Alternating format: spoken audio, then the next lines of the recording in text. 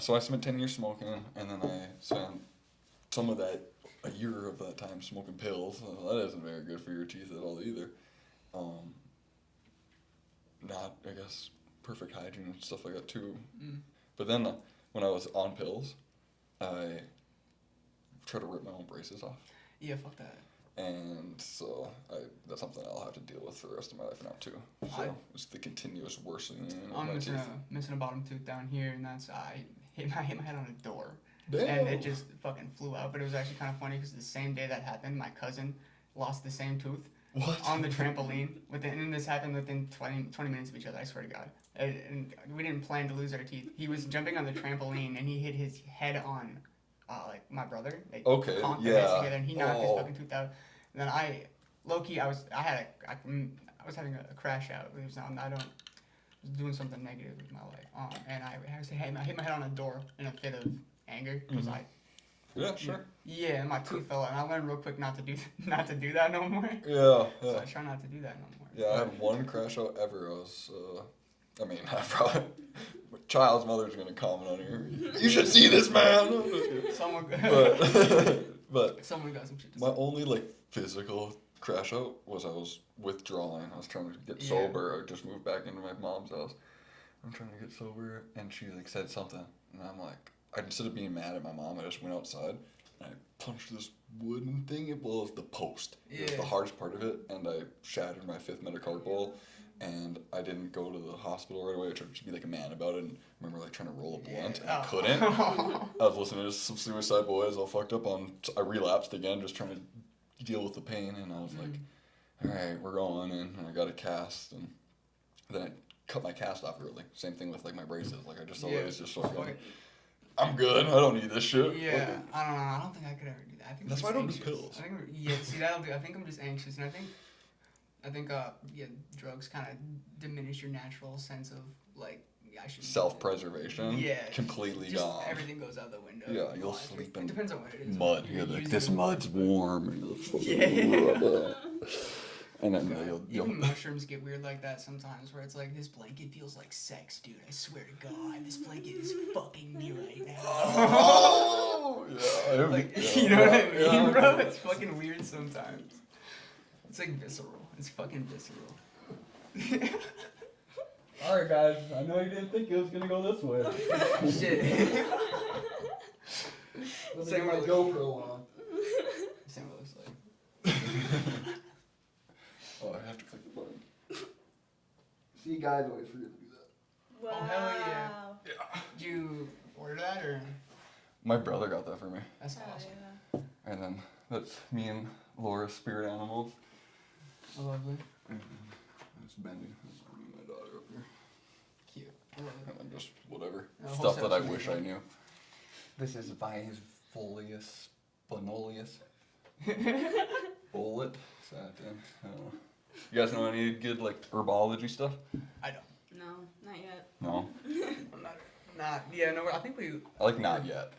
Not exactly. That was one thing we're talking about is foraging more and going out in the woods. I want to specifically get the one thing that's gonna open my door to more of that is cedar, because I want to cleanse, and I think cedar ash is a good way of doing it. I don't necessarily trust sage. I believe that it makes spirits sleepy. It puts them to rest. It makes them dormant. Whereas cedar is a seal. Cedar ash. Yeah, and so bundled. I want to dried look cedar. into that. Sage has always been something for me. Sorry to it's interrupt also you. personal. It's also personal. I think that's I'm obviously white as shit, but I think that's a native that's a Native American thing. Okay. Is the cedar, and I feel like that's local. Do you have something to add to that you were gonna say? No. I'm just listening. My thought process is it's for the local shit. So it's the local spirits. Cedar would probably work best because that's what the natives used here. That's my reasoning. I knew someone that had gifted me some, and I guess I don't have that source anymore. So maybe that should be important. I didn't ever consider it that way. I mean, I did, but to me, I feel like a lot of it just comes from intent and energy more than it is actual physical properties to things. So when I go out to Spirit Mountain area, when I split my wrap or something like that, I always leave the tobacco, or I would always leave a cigarette or something like that. That's not the same tobacco that they would have smoked, but it was the intent to feel like. I agree with that to a certain sentiment. Yeah. So sage for me is one thing. I might not be 100%, but it helps me a lot. Like I didn't burn it for maybe 2 years. When I lived it with my best friend Armstrong for a long time, we burnt sage like every morning as a routine. Yeah. And I just like I was better then, and now recently these last 2 months I've been doing it, and it's actually like made me have something to ground, and that might just be a placebo, and I could try a different smell. No, it doesn't have to be sage. I also believe in the whole intent thing, and I believe that it is like I said, it is the intent. So it's like I don't. It's how do I phrase this? It's like your intent going into it might subdue the spirit in whatever type of way, but like I said, I grew up in Minnesota, and you did too, obviously, but it's like you have these moments burning sage in the morning, and you have this association with it, which charges it and puts that intent into it, whereas I grew up with cedar trees all around me, and now that I have that knowledge that cedar is protective, I feel protected in my past because I had these things around me. Okay, sure. And so it's like I have this different. It's association that you can put into your intent. Yeah. That's where things come from, like lucky pennies and stuff like that. Yeah, exactly. I get that. Mm-hmm. Everyone has it. For some reason, speaking of lucky pennies and a symbol of something, my first memory was complete whiteness, a $5 bill, and a penny, with Abraham Lincoln's face showing, not the other sides. Mm-hmm. That was like my first memory for whatever reason, like a womb memory that I had. And then forever in my life, I've always had like this weird symbol every time that I see lucky penny. I've trained myself not to pick them up anymore because it's weird to like believe in some. I don't know. I have a weird thing with fixations on like caring that something, you give something the power. Like we're talking about intent. Yeah. So I no longer give it the power. But there's something weird in my head. I'm like, why is like, am I Abraham Lincoln reincarnated? Do I need to like get a top hat and start like? Yeah, I can see it. Wear a fucking helmet at all times. I can see it. Oh no. Kind of look like Abraham Lincoln now. I'll grow up my beard. Now that I'm looking at it. Yeah. No, I don't know. I think the whole, like you said, past life. I think that's kind of an interesting kind of concept. What do you kind of believe on past lives, reincarnation? That kind of take on it. I mean, do you have like more of a traditional approach or like a personal thought process? I don't have any like.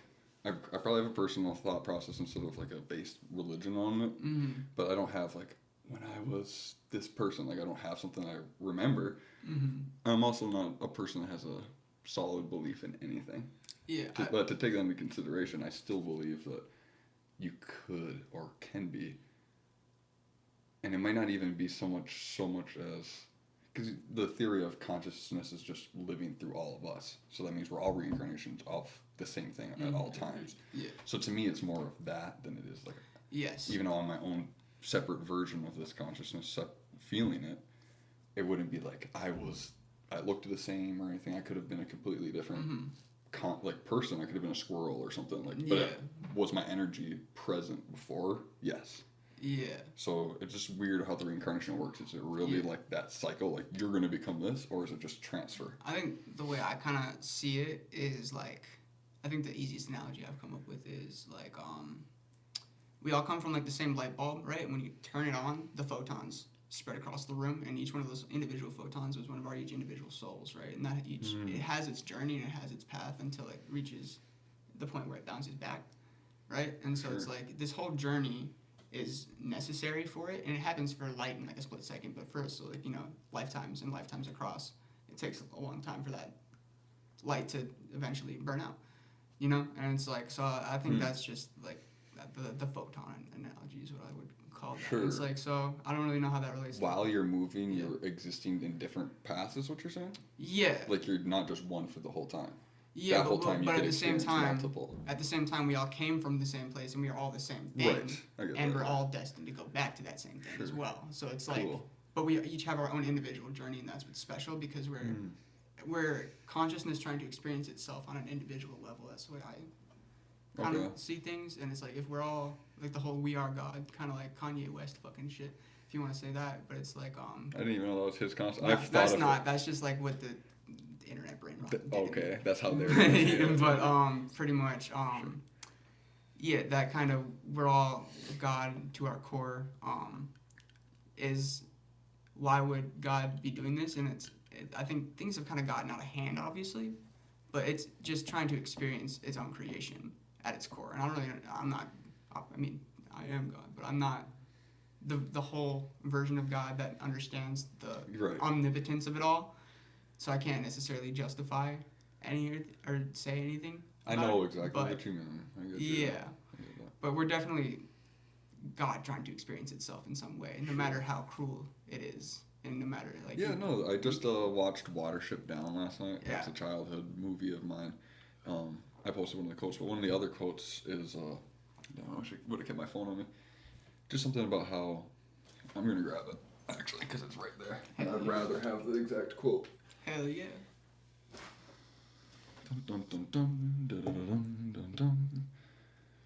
Because this is the truth of it.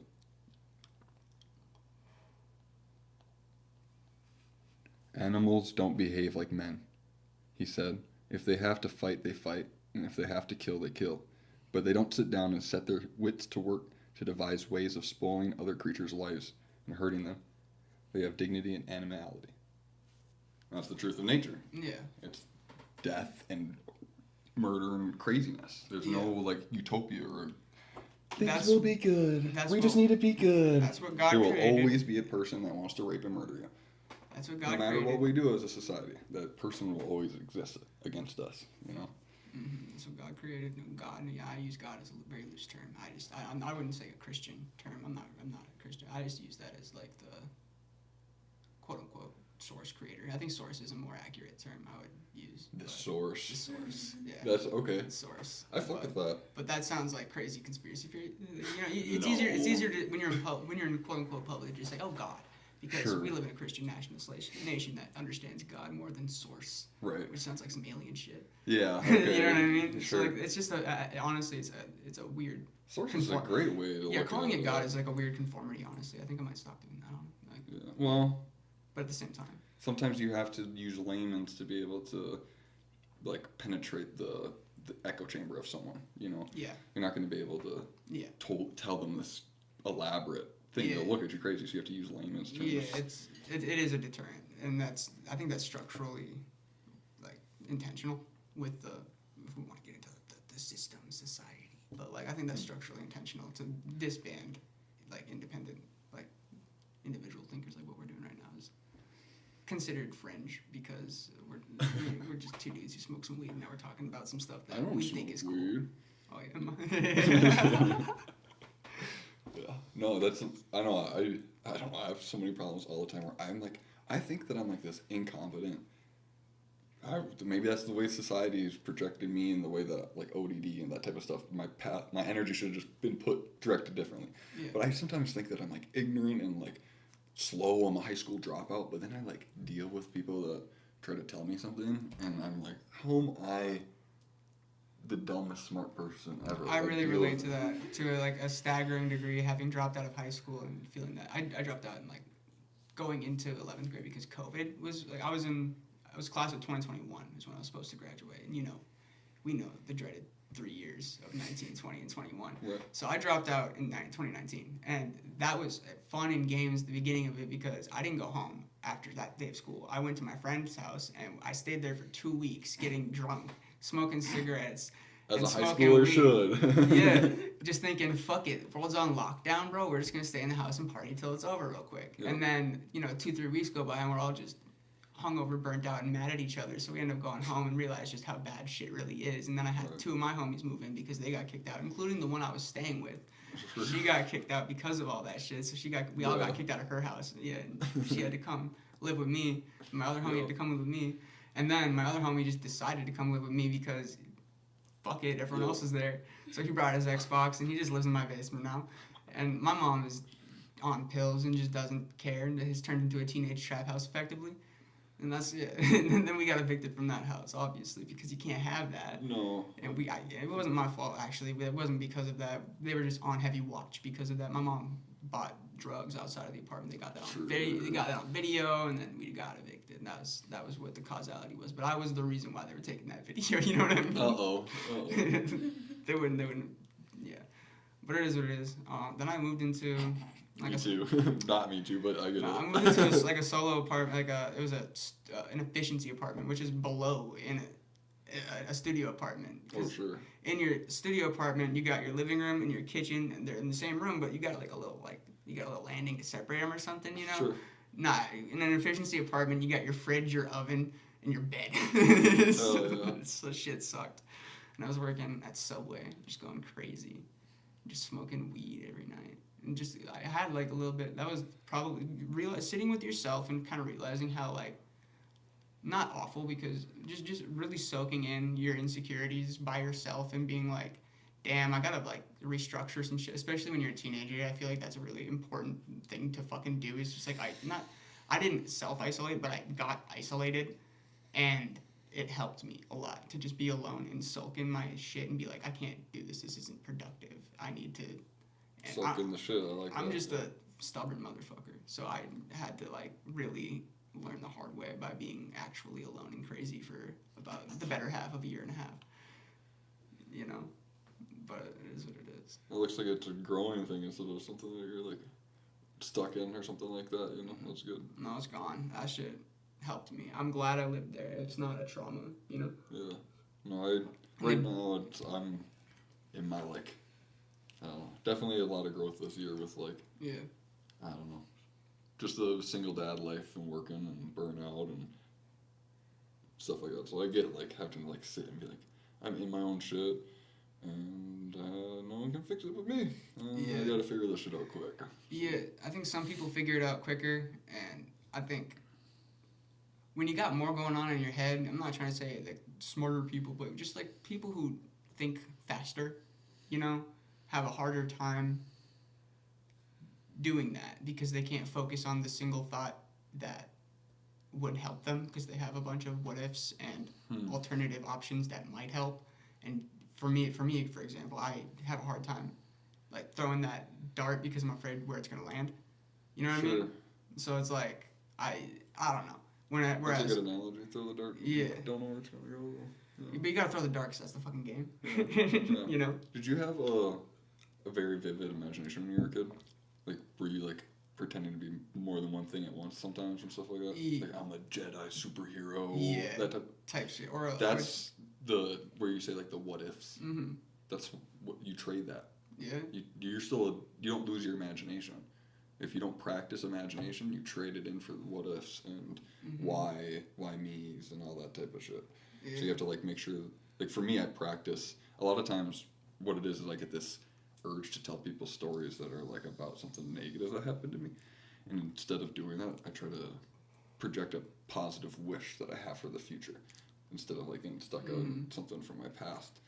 I don't know, it's just weird. I like poetry writing, and that's what developed into making like writing rap, because like I realized that rap is poetry, it's not just word, you know. Yeah. And so I was really into poetry in like middle school and shit. I was an Edgar Allan Poe fucking weirdo. Yeah. So like nice. so like I just wrote macabre shit as a way to kind of vent, and I now kind of see it as putting negativity directly into the world. So I try to put a silver lining on almost everything I write now. But at the time, I felt it as just like dispelling negativity, getting it out of me. Sure. To just like, but then I realized I was just putting it out into the world, which isn't any better than it just being in me. So you kind of have to, Damn. You have to cater to it, and you have to like. You have to be I gotta cathartic. be nicer with my paintings. You gotta be mad at them. No, I honestly, yeah, when I play, I paint, I go flow state. I just put on music, and I just literally, depending on the song, if it's an aggressive song, I start painting more aggressive. If it's like a chill Mac Miller song, I start doing my line work, and it's like, I don't know.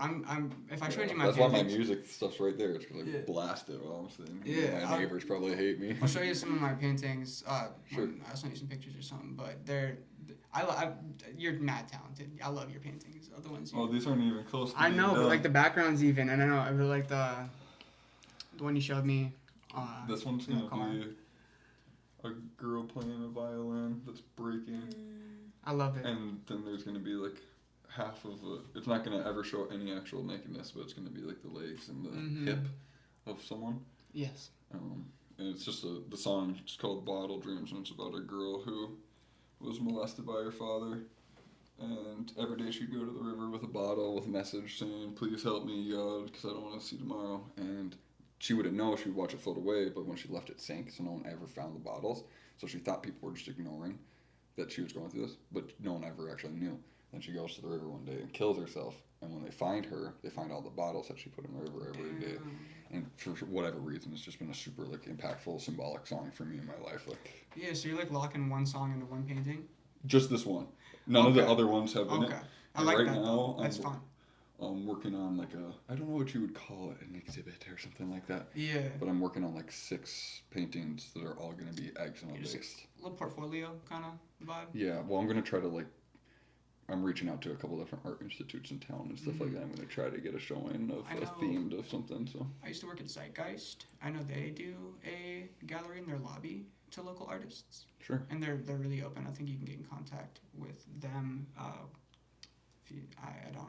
I forgot her name, but there's a really kind lady who will help you out. Cool. And okay. yeah, I don't know. That was fun. That was one thing when I worked there. I like to go always on my breaks, or I'd go on my. You think they'd have something creepy? That sometimes, yeah. Okay.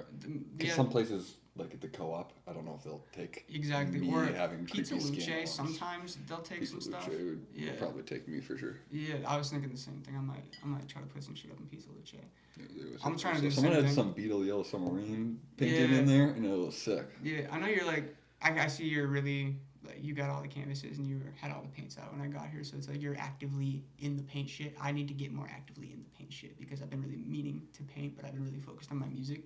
But with this new project coming out, I'm gonna take a break until it's out, which is the 30th. So I just need to start being productive, and I think you really inspired me to pick up my paintbrush and start painting. Yeah, hell yeah. Yeah. Yeah, no. So I'm gonna do that. One thing that I do is I just keep everything in front of me. Yeah. Because I might fidget on one thing or the other for 2 minutes until I find out what I want to actually flow into.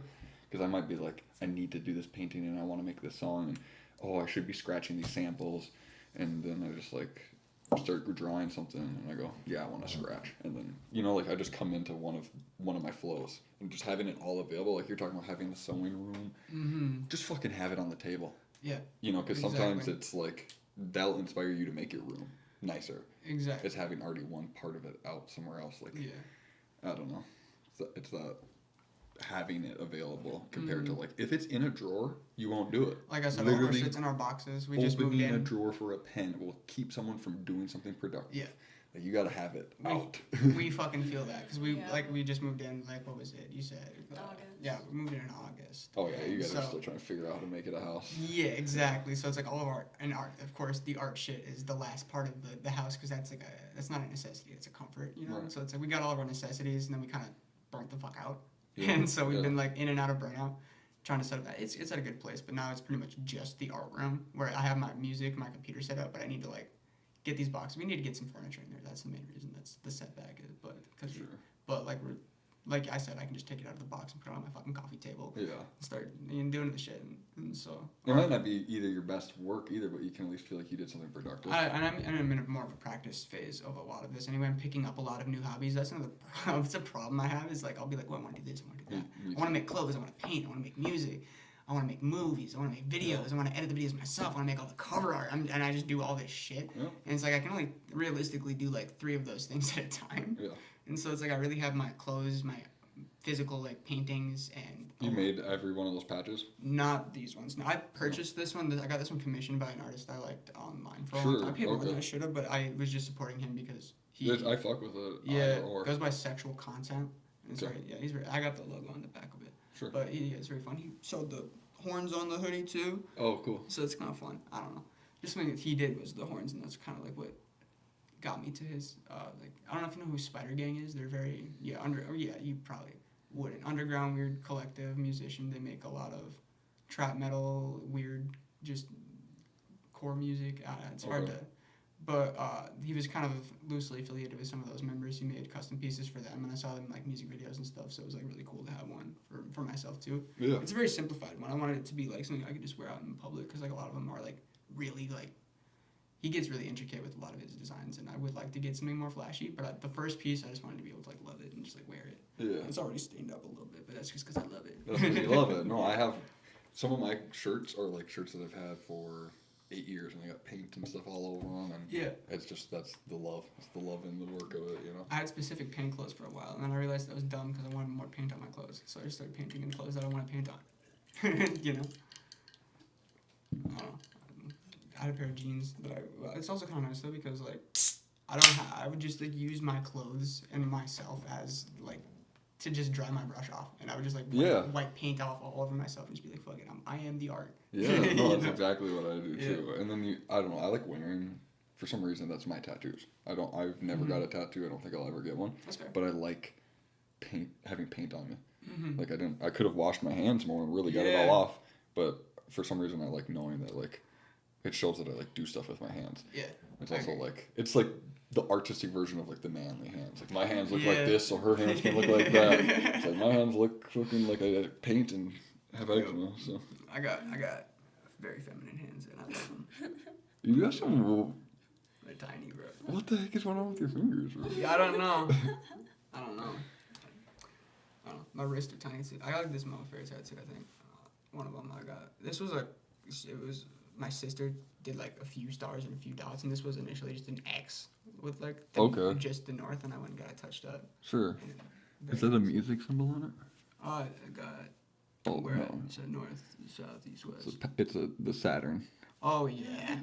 I'm supposed to have glasses, so I literally can't I had to like. No, so yeah, I got a few tattoos. A lot of them I got before I probably should have, and I only have like 2 or 3 like actual professional tattoos. Like this one I got done. Okay. Yeah. That's cool. Yeah, I love tattoos. I just want to have $30,000 to get my whole body tattooed. That's my problem. It's like I'm not gonna do it until I can like really do it. That's fair. I'm really big into like the patchwork shit and just like having odds and ends. I feel like it tells a story like as you get older. That's cool too. You know, it's like even if I'm not into it when I was old, it tells a story that I was into it at one point. Yeah, and even if I grow out, as long as it's nothing like cringe, corny, or like. That's why I don't like tattoo names, beliefs, or like. Unless it's like, you know, it's just I get you. You know, it's, I don't know. It's just things that I think kind of look cool. Or things that I have specific meaning behind for myself. Yeah, they'll be memory. You might forget. Yeah. You would have forgot if you didn't have the tattoo. You'll look at that tattoo and be like, oh yeah, that's right, that motherfucker. It's kind of simple and corny even, but like the thing is, I was just having a really, really bad day. I had some money, and I felt like I was really productive and overworking myself, and I was kind of burnt out. And I was like, fuck it. I want to get a tattoo today. I just want to get a tattoo today, and I want it to be, like, something that, I don't know.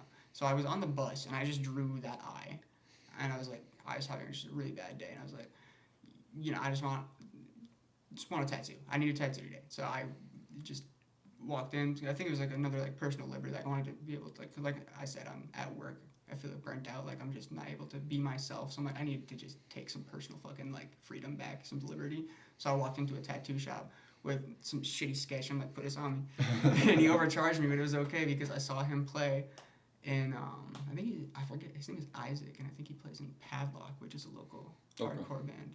And I saw him live, and I was like, hell yeah, I'm glad I overpaid for my tattoo. Getting prices, it's the walk-in prices. It's not his fault, I don't give a fuck. I wouldn't have paid it if I give a fuck. Plus, yeah, I don't know, it was a fun experience. It was a good tattoo. Sure. Yeah. I have a couple of friends that do tattoos, and I've recently thought that maybe some of my drawings I could do tattoos, but I don't think I'd have the patience to actually be a tattoo artist. Could sit in there and then what if you have to do the same thing twice? I'd quit. I'd quit that day. You could have thoughts about being a tattoo artist. Yeah, I've done tattoos. All my tattoos I've done. Oh, cool. You have a lot of fun tattoos. Yeah. I don't know. I still want to. I think it'd be fun, but I just not as a full-time gig. Something more fun. Yeah, just kind of like part-time, something to artistically put myself into, and then I don't know. Just I have to come up with a portfolio, and that's so much. Yeah. And I just don't have the time for that, and I have to practice more. Like I want to be good at the gun before I go into an apprenticeship. Sure. Even though you don't have to, like that's what an apprenticeship is for. I would rather just be more prepared. Yeah. So I just. Because then you can excel quicker. Exactly. And I get that. Yeah, and like I already have some practice, like on myself. So like I'm getting there, but. You can get those. I'm sure you know that. Yeah. Like the squares of flesh. Yeah. Squares of flesh. I got some in my closet if you want. You got squares of flesh.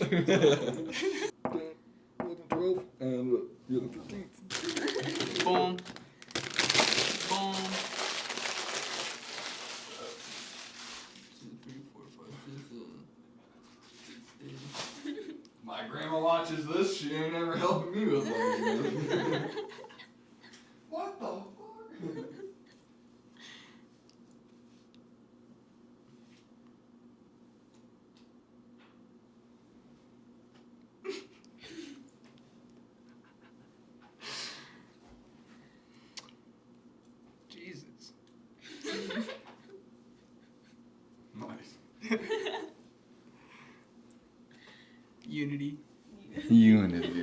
look at that. It's the only Sure. It's the only green one, so I'll put him over here. The green Jesus. Everyone always says that Jesus wasn't white, but they don't specify. Jesus He was actually green. Jesus was actually Andromedan, so. Alright, so if we have 12 disciples, and you're the 13th, why did you name yourself Judas the 13th? That's your rap name. That is a pretty deep-seated belief. I don't. For one, it's been an odd just reoccurrence. The name Jude. I used it as a username for a lot of times on like my DS and my Mii's or my Wii. I would always put Jude just as a kid. Sure. And I didn't even. I also grew up in a very like strictly religious household. I didn't necessarily consider it to Judas when I didn't make the connection when I was a kid, but I just knew that it was biblical and I heard it, like kind of shit. And it wasn't like strictly enforced. My mom was just crazy biblical. She just like read Bibles a lot and did drugs, and so that doesn't lead to actually knowing what the Bible is about. Right.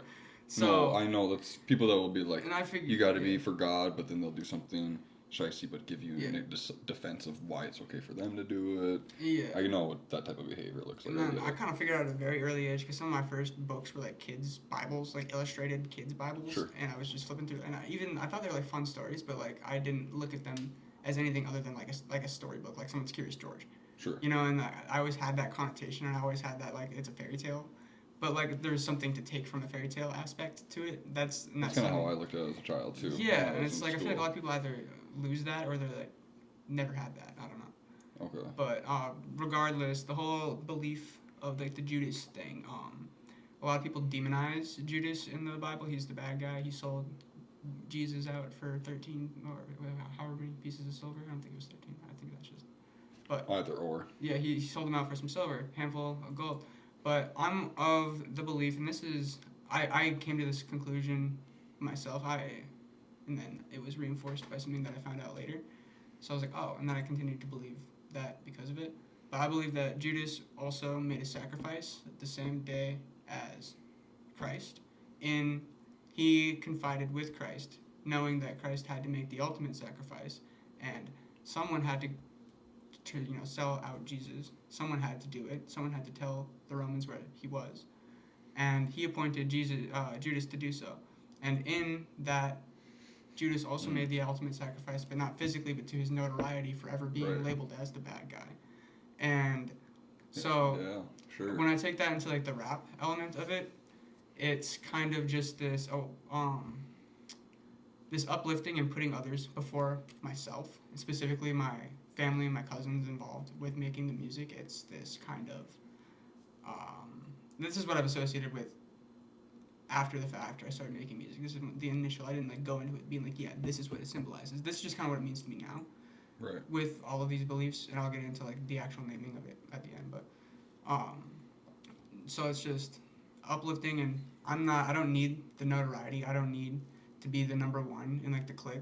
I'm trying to put forward my cousin to really make sure that he can shine and has a place, because hasn't been able to capitalize on a lot of his like he used to play hockey, but then they couldn't afford to get gear and get him into lessons and stuff. So it's like one way or another, all of his things that he's very vested. He's a very driven young and that's something you have to preserve and cater to. So I'm trying to do that to the best of my ability. That's super awesome that you see that, because that's probably something personal that you recognize in yourself that you didn't have. Yeah. That's something that I don't have necessarily someone in my family that I do that towards, but I've noticed that I take in like the dad sometimes when it comes to people and reassuring things like that. Because when I was a kid, I don't know, if someone I feel like would have just like you're saying, just have that like, oh, I recognize that you should pursue this. I don't think no one ever told me that you should work hard on this thing. Yeah.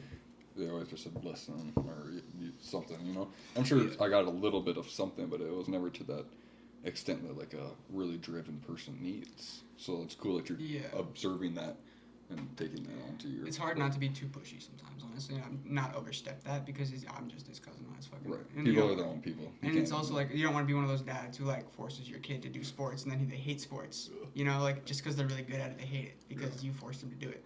So I'm not trying to be that either. So it's like my kid be DJing with me. She's got a little DJ board and Hell yeah. And she's like singing while I'm rapping. It's good. We have Hell lots yeah. of fun. That sounds awesome. So that's not forced. No, exactly. That's Kind of like how I mean, I'm not gonna be one of those people, but I feel like whatever happens to me, my daughter will be able to see the amount of drive and passion I have towards art and creativity, and hopefully that will inspire her to be driven in whatever field she chooses, whether that's being a nurse. exactly. It's just the passion behind the choices that you make. I agree wholeheartedly. And the 13th element, because Sure. Judas was the 12th disciple, but post-mortem after his death, that's just for the kind of macabre element of like the kind of music I make, I guess, was, after he died, he became the 13th disciple because Paul replaced him as the 12th, but he still lived on as the 13th because he's still listed as one of the disciples. I didn't even know. Paul wasn't a disciple until after Judas died, and so there were Went to a 13 Catholic disciples. school. Yeah, there were 13 disciples total. Ashamed of myself. Yeah. Damn. Yeah. So, also, you should not believe Catholicism. I know I'm not trying to like wrecking ball your shit. Oh no, I don't believe any of that yeah. stuff. I'm agnostic. Perfect. That's just how I was raised, and Yeah. I'm saying I went to a Catholic school and I didn't even know, but I never paid attention. Like you said, it was all just a fantasy that you could get something out of. New Testament was entirely written by Emperor Constantine. Not written, but revised and cherry-picked by Emperor Constantine and a court of his choosing to... And basically, Christianity was outlawed in Rome until Emperor Constantine was ruler, and he won, because it's a democracy, he won the public vote because he was advocating for Christianity. Sure. But then once he gets into office, he changes what it means to be a Christian and continues on with the New Testament. And so the Old Testament is more biblically, more accurate to the older text and what truly, but like a lot of the New Testament is cherry-picked information from old. It's all ancient stuff, but it's all all of it has been. The Bibles that they gave to their citizens were the New Testament Bibles. The Romans didn't even have access to the Old Testament. They only had the New Testament Bible, and then reprints in modern day contain the Old and New Testament. Okay. So it was a form of propaganda. The New Testament was pretty much entirely propaganda, like That makes sense. obey thy mother and father, respect thy neighbor, which they're good things to know, but like it's obey. Right. You know? And that's, of course. Yeah, and that's when you start to realize that they're just laws cherry-picked and enforced like law.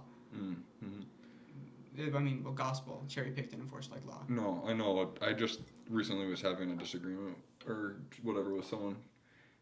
I must have perceived them wrong, or whatever, but it felt like they were implying that religion should be like enforced, and I'm like, do you get it? Not in like a mean way. Like they're like, we just need to get back to.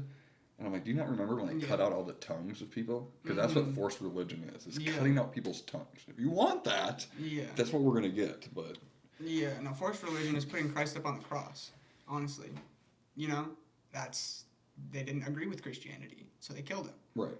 And that's still the adverse, but it's they're advocating for Christianity, but still, the act that you worship is about like exactly what you're talking about. I lost my train of thought, but yeah.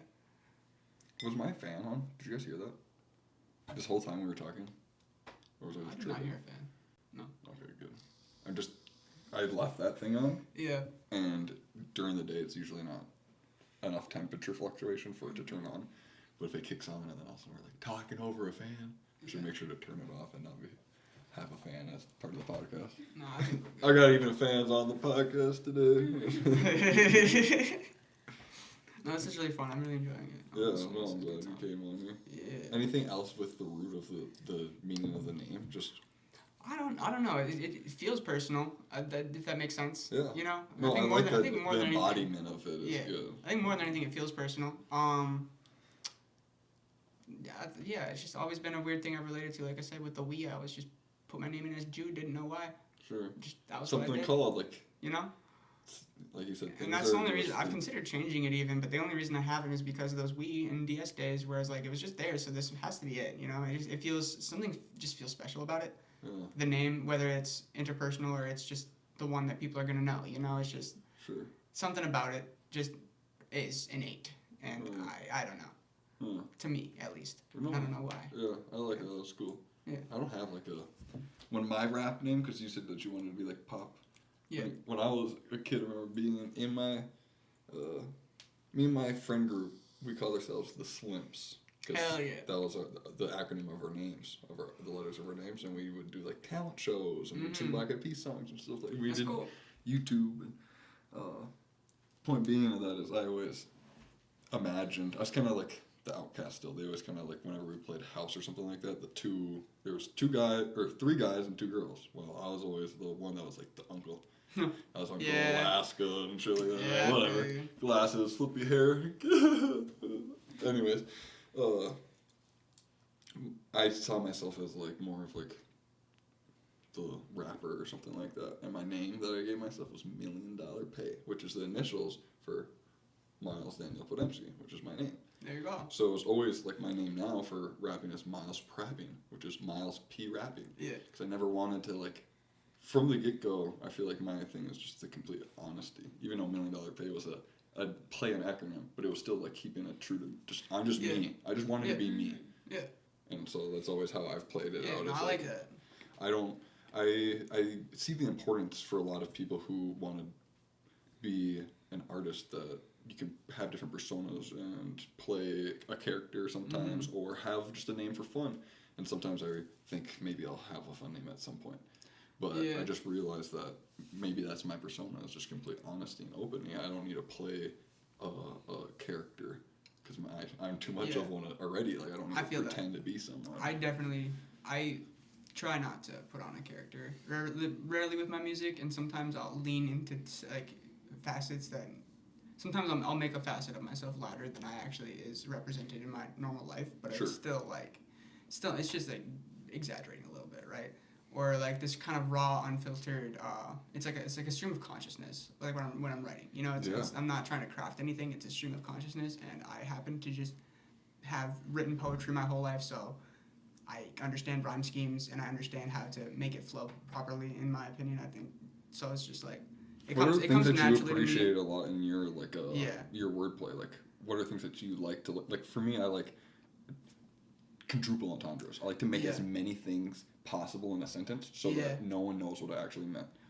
I call it's a MF Doom reference that he talked about in an interview. He called it the point game, where it's like you take your verse or your sentence and you try to get as many points as you can, whether that's rhymes, double entendres, just different types of wordplay. If you just different tools in your repertoire that you know how to use as a poet, artist, or writer.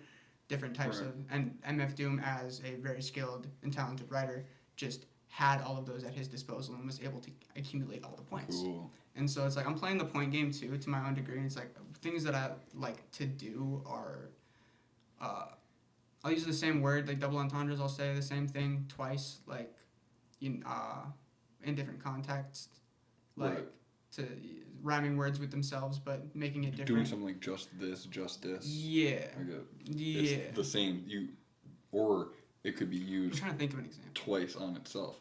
Like I've done things like that, like converse what you're saying, instead of to the conversate. But as I'm doing it, I'm just pronouncing it different. And I have other ones where I like purposely, I have a line that's like purposely 2 different things. It's about escaping a mental asylum, but it's also about masturbation. And it's like the same. Yeah. I'm trying to get this jacket off. Yeah. But like it implies all that. And it's just how is it heard? I say it jacket off, but it's spelled jacket off. I got you. So it's only if you read my lyrics that you'll know what I meant. Because I actually said it like I'm escaping this asylum, but it's talking about having discipline. Yeah, I didn't say it twice, but something similar on that was on another one of my recent songs. I said it's called "I'm Not at My Best."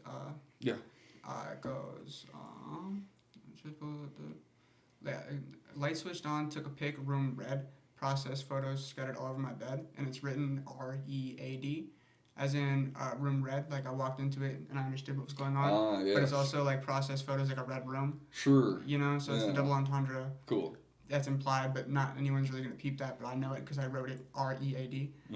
You know. Yeah. And so it's I like that. Yeah, I like to do a lot of that too, and that's a way you can transition rhyme flows too, because you could be in the end, and you use it to like you can use that transition. Yeah, I do a lot of switching and flopping back and forth between I'll pick 2 or 3 things and I'll just like glue that to a whole like section of the verse. Then I'll like get bored of it.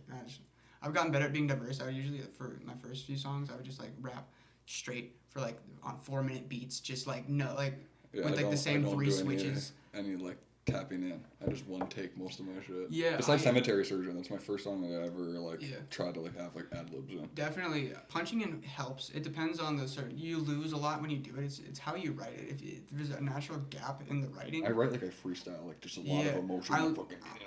Yeah, I'm not trying to create. I love the way you write and the way that it comes off in this. Like I said about mine, is like it's this stream of consciousness almost. Like, right. Yeah. 100%. Yeah, and I think that's very admirable. And yeah. No, there's parts that don't fucking rhyme at all. No, I'm just still yelling that shit. I don't give a fuck. Like, actual fun with it, and that's what a lot of people are like you said, trying to put on something and be something, but you're just having fun with it. Yeah. I think I try to embody that to a degree too, but I also. I need a little mix because like this recent project was a little more of like an actual theme. Yeah. And I never had that before, so trying to find what I'm comfortable with.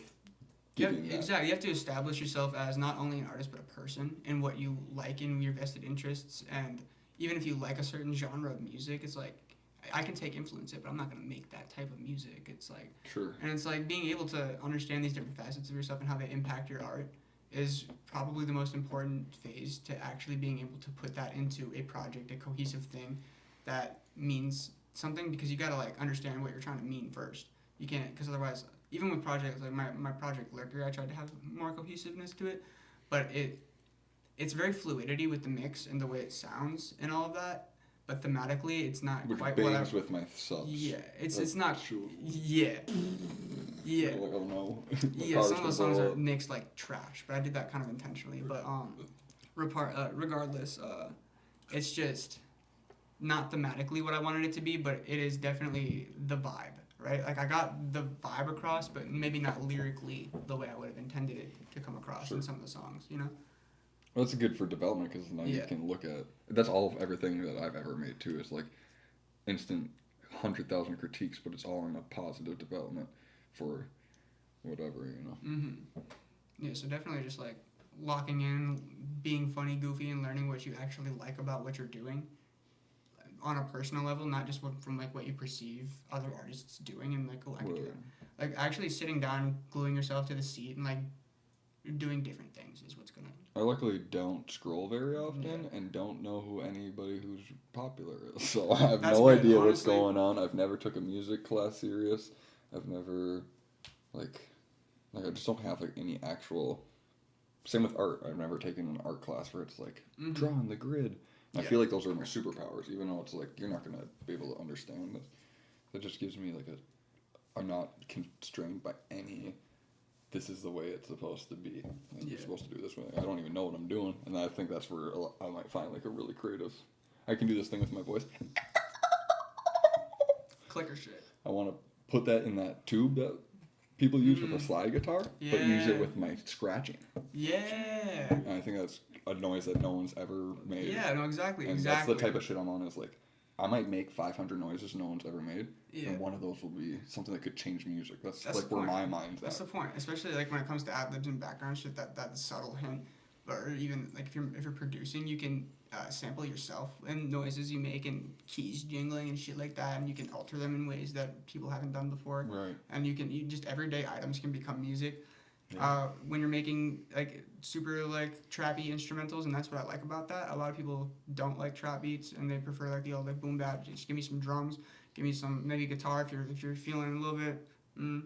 But like those completely just digitally made beats have so much potential that a lot of like old heads don't really like tap into or don't like, or even like some like. I'm kind of an old head with that stuff, but for me it's like the EDM. Like there's the.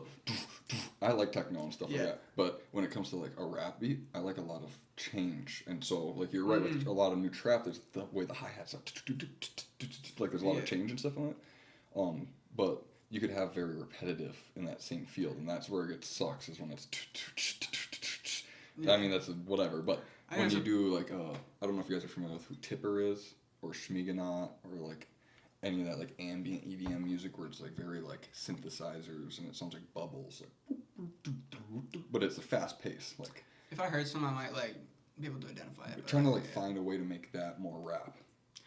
Trap those noises is what I want. I like more that. of. See, then that's like the type of direction. I think the problem, like you said, it gets samey, and I think that's a personal issue with the artists trying to gravitate. Like I said, they're perceiving outside artists and being like, I could do that. They're not trying to figure out what they could do, so they're just replicating, and that's when it gets samey, and that's just an industry problem. It fills my heart because I was looking at AI summarize of my lyrics, and I was like, I didn't expect anything from my release. I was like, this is about 15 views. I was like, damn, I thought maybe I would get 50 maybe. Yeah. And that's fine. But I looked at my summarize the way that AI summarized it, and I said, I don't give a shit.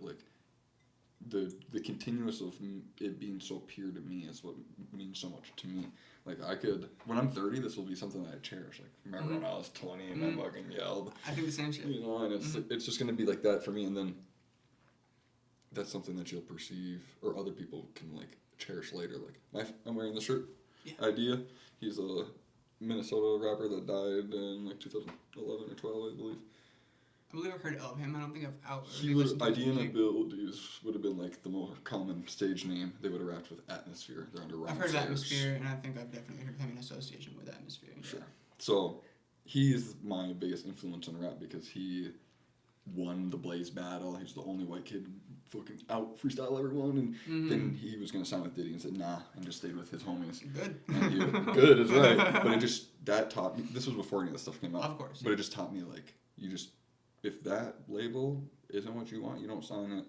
You just stay true to yourself. You're your own person, and the way he raps, I have a little bit more weirdness, trying to have bigger words A$AP Rocky as well influence I was of gonna mention A$AP Rock earlier. They have a song together, Idea and A$AP Rock, and Atmosphere, but it would be Slug from Atmosphere. They're all on Rhyme Sayers, so they have a couple songs together and stuff. But so those are my two biggest influences. Either or.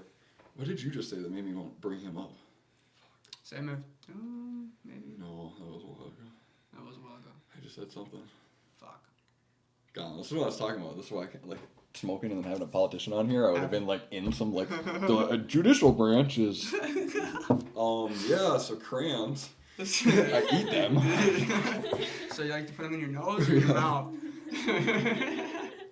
Yeah, that's how bad I dropped. But no. The only thing that I remember that I wanted to say was another thing about writing patterns.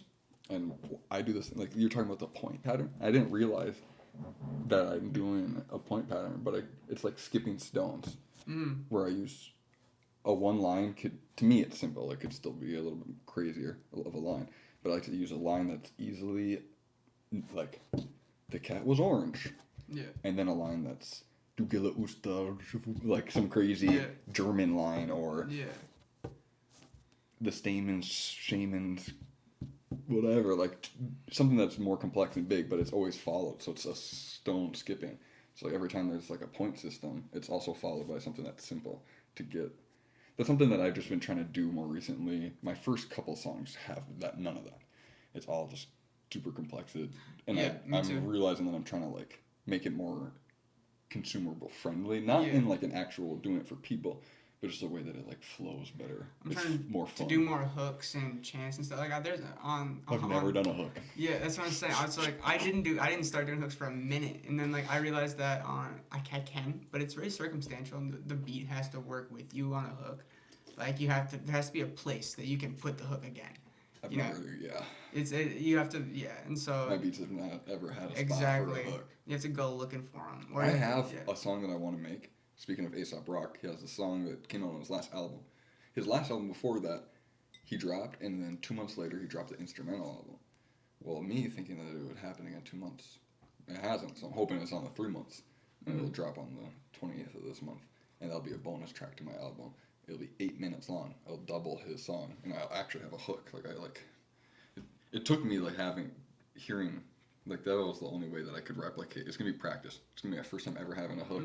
I know I'm taking someone else's beat, but that's the only way I'm going to be able to practice it for whatever reason. No, I got an artist that I listened to a lot in high school on a beat. It's in distro right now, and I have to do some back end bullshit to get it out. But I'm excited because he gave me a hook for cheap as fuck. And so I got that copy pasted up in distro, and I got my verse and my homie's verse. So it's just this big big fun project. This is someone you've been listening to for a couple of years. Yeah, I'm not trying to say it on a podcast yet though, because it's bullshitty in the background and not dropping yet, so I don't want to get people. Yeah. But yeah, regard if any people. Yeah. You know, I'm not trying to be rude to you either. That was rude. Nah, I love it. You're good, bro. I think that's the number, like, the staple of my diet is just fish. Fish. I like fish sometimes. Some fish. I haven't had a whole lot. I've had trout. I've had walleye. I've had some fish. See, white fishes are really, like, palatable. Yeah, I like those, yeah. Salmons and stuff like that. Like fresh caught. I was out of the boundary waters with my grandpa camping one time, and I caught this like brown trout, and he just right there next to the river, you know, got it prepared, cut it up, just tossed it over the fire, just put some breadcrumbs and butter on there, some seasoning, salt, pepper, and just it was delectable, dude. Shot a pheasant the same day, so I had the fish and it was a grouse, fish and the grouse, and bro. I'd never had grouse before. I've never eaten. That's crazy. It was so good. It was gamey as fuck, and it just like was fresh out the woods. Damn. I don't know. It was a really fun experience. Like I want to go camping, and like I noticed you like bushcraft, isn't your Yeah, that's my shit. That's something I want to get. Like especially like being in Minnesota, like I should be. Come on a bushcraft adventure. I would love to. I would love to figure. I'm just getting my GoPro. I haven't been able to do stuff since September. Yeah. So. I need to get some affairs in order. Like make sure I got an inhaler and stuff like that. But me too. I've been rolling without an inhaler for a couple months, and now I'm to that point where I have to do an appointment to get an inhaler. Like they won't just like give me a refill. Yeah. And I'm like, that's to have online. The only way to get in is to do a general physical. Well, it's $500. Yeah. I'm paying $500 so that you can tell me I'm okay to get an inhaler. Yeah. That's just fun. I'm still on my mom's fucking state insurance, so that's good. I get free glasses. I get a free inhaler, but insurance is nice. Yeah. I like to have that. I just put myself in a situation. As soon as I turn, what is it, 25, 26, you get off your parents? 26. Yeah. I thought it was 25. I was like, I'm fucked. But I got one more year. Yeah, honestly, the state insurance isn't bad. I mean, we don't know. Yeah. It's not that bad. It's not bad at all. It's actually really common. Like I said, I got. The problem is it's like it covers more basic stuff. You don't get accepted into a lot of places. Like yeah, that is a big issue. If you wanted braces, you're not getting them. You're gonna have to get removed. Only one dentist in town took my insurance, and that was the one right next to Denfeld? Yeah, that's the only one that takes state insurance in town. And that shit sucks. There's another one in Superior, but that's not the state. So. Right, yeah. And they can schedule you appointments. Like, I almost had to get an extraction over in Superior. I'm like, well, why can't I just go to Superior? It's obviously because of state insurance, but they were about, I don't know. Yeah. No, water under the all bridge. that shit's dumb. Fuck that. It is water under the bridge. It's just one little No, so I dropped out of school, and then I got half of my GED in like 2018 or something like that. And then I fucked off a little bit, or COVID happened, or whatever was going on. And then I had my kid, so I was just working full time. And then recently, I was like, I'm gonna go take the tests again, thinking that it was still ALC. Well, ALC is now fancy rich people apartments.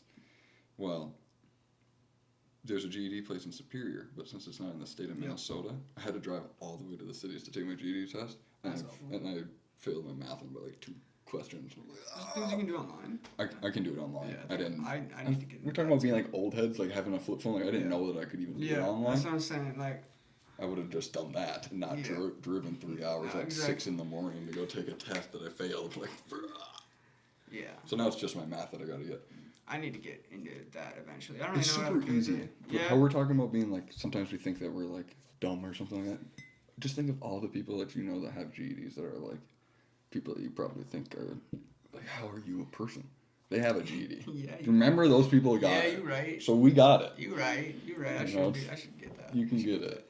I think I might want to do like. I've met like Zan Trap stars that have GEDs. I'm like, bro, what am I doing? As arbitrary as it is, I think I might want to like get my GED and go to film school because like it adds a level of professionalism to the adults in my life to what I'm actually doing, and I can still persist. Like when I say I'm just making my music videos and shooting and making music, like that's just hobby shit to them, and obviously it is because it's not paying me out yet. Right. But it's honing craft and skill development. But if I have like a degree in doing something that they can recognize as like, there's importance in that too with college. Like I've realized that it's not I'm gonna go put myself in $400,000 in debt, and no, you take one gardening class for $500. Like they have those options, but you can't go there unless you have a GD. Yeah. So I decided like, I need to get a GD in case I want to take a math or Same shit. gardening or a film Yeah. or music or whatever, you know. Yeah. That's the main reason I haven't like still working in kitchens is because I don't got my GED. There's not a whole lot you can do in my resume. I got like 4 or 5 years of kitchen work and it looks great to any kitchen. So they're like, that's about the only people I'm getting job offers from, and that's about the only thing I look good to on a resume. So it's like it kind of locked me in the kitchen for a little bit. And I feel like my GED is like the only way out. You know? That is yeah. Yeah, it's just You got it, bro. It's pretty easy. Yeah. I mean, I failed one of them, but I got happens. the other And if you three. fail one time, you can just do it again. Yeah. For me too, it's like I study sacred geometry, and my way that I look at math is probably not what they taught me, and so I just like it's hard for me to conform to their processes of it. I respect that. It might be better than math, and I know, but I just like trying to do their math don't work for me. And as I said, like dyscalculia numbers kind of just like get the fucking topsy-turvy in my brain. So I'll be staring at a math problem. I was on an IEP for math and English, but they took me off the English one because I'm a fucking genius writer. So I got out of those classes really quick, and I was into the standard English classes again. But they always had me in the special ed math classes because I just could not because I am. And for a long time I thought it was because I was just dumb. I thought something fucking wrong with me. But I could not comprehend these numbers. And that's the reason that they put me in these classes, because it was something I was diagnosed with. Sure. And so it's like, it's not a negative. It's just cause and effect. And it was supposed to help me, but I constantly fought back because I felt dumb and I didn't retain the information, and it kind of screwed me in the long run because now I don't know math. Damn. You know? Good self-observation, because I think I probably did some stuff like that. I just don't even know. The things ODD do to you. I've never been diagnosed with anything. I don't think, maybe depression or something like that when I went to rehab, but yeah, I probably really have ODD. Yeah, it's a lot more common than you think, and just anybody who has authoritarian issues probably has it and can be diagnosed with it just by being argumentative defiance disorder is what that means. It just means that you always got something to say, and you always got a fucking tent to pitch, and fucking you're gonna sit there and camp on it because you'll I'll die in this fucking hell. You're a creative mind who can always see a way out, and that is a inherent positive until you're cornered by something that's trying to help you that you perceive as a negative. You know. I don't know. That's another thing is I don't agree with mental illnesses. They put it into this negative box where it's like ODD is something that you can use. They also don't want independent. They don't want this. So it's like that's a very strong quality to have, but they purposely make it very hard to maintain. Yeah, no, that's like a good leader. That's someone that helps their family or something like that. Like, exactly. That's all where that comes from. Exactly, but they're distancing that. No, I realized that. I was just looking in the mirror yesterday, I think, for a second. And I was like, because I was talking about the art and how sometimes it's like emotional, and I was realizing that whatever I have in me that makes me so, I would just be a boring regular person if I didn't have whatever that pain, and it's all my good too if it's used, like you said. It's put into this perspective where I've been taught my whole life that whatever this feeling is something that's bad. Yeah. But it's my drive and it's my love and it's all the good too. It was always just I was told to receive it. You also have to understand that it's like I also blame myself for that for a long time, but it's when you're a kid you're extremely impressionable and you're learning, so you're supposed to do as you're instructed.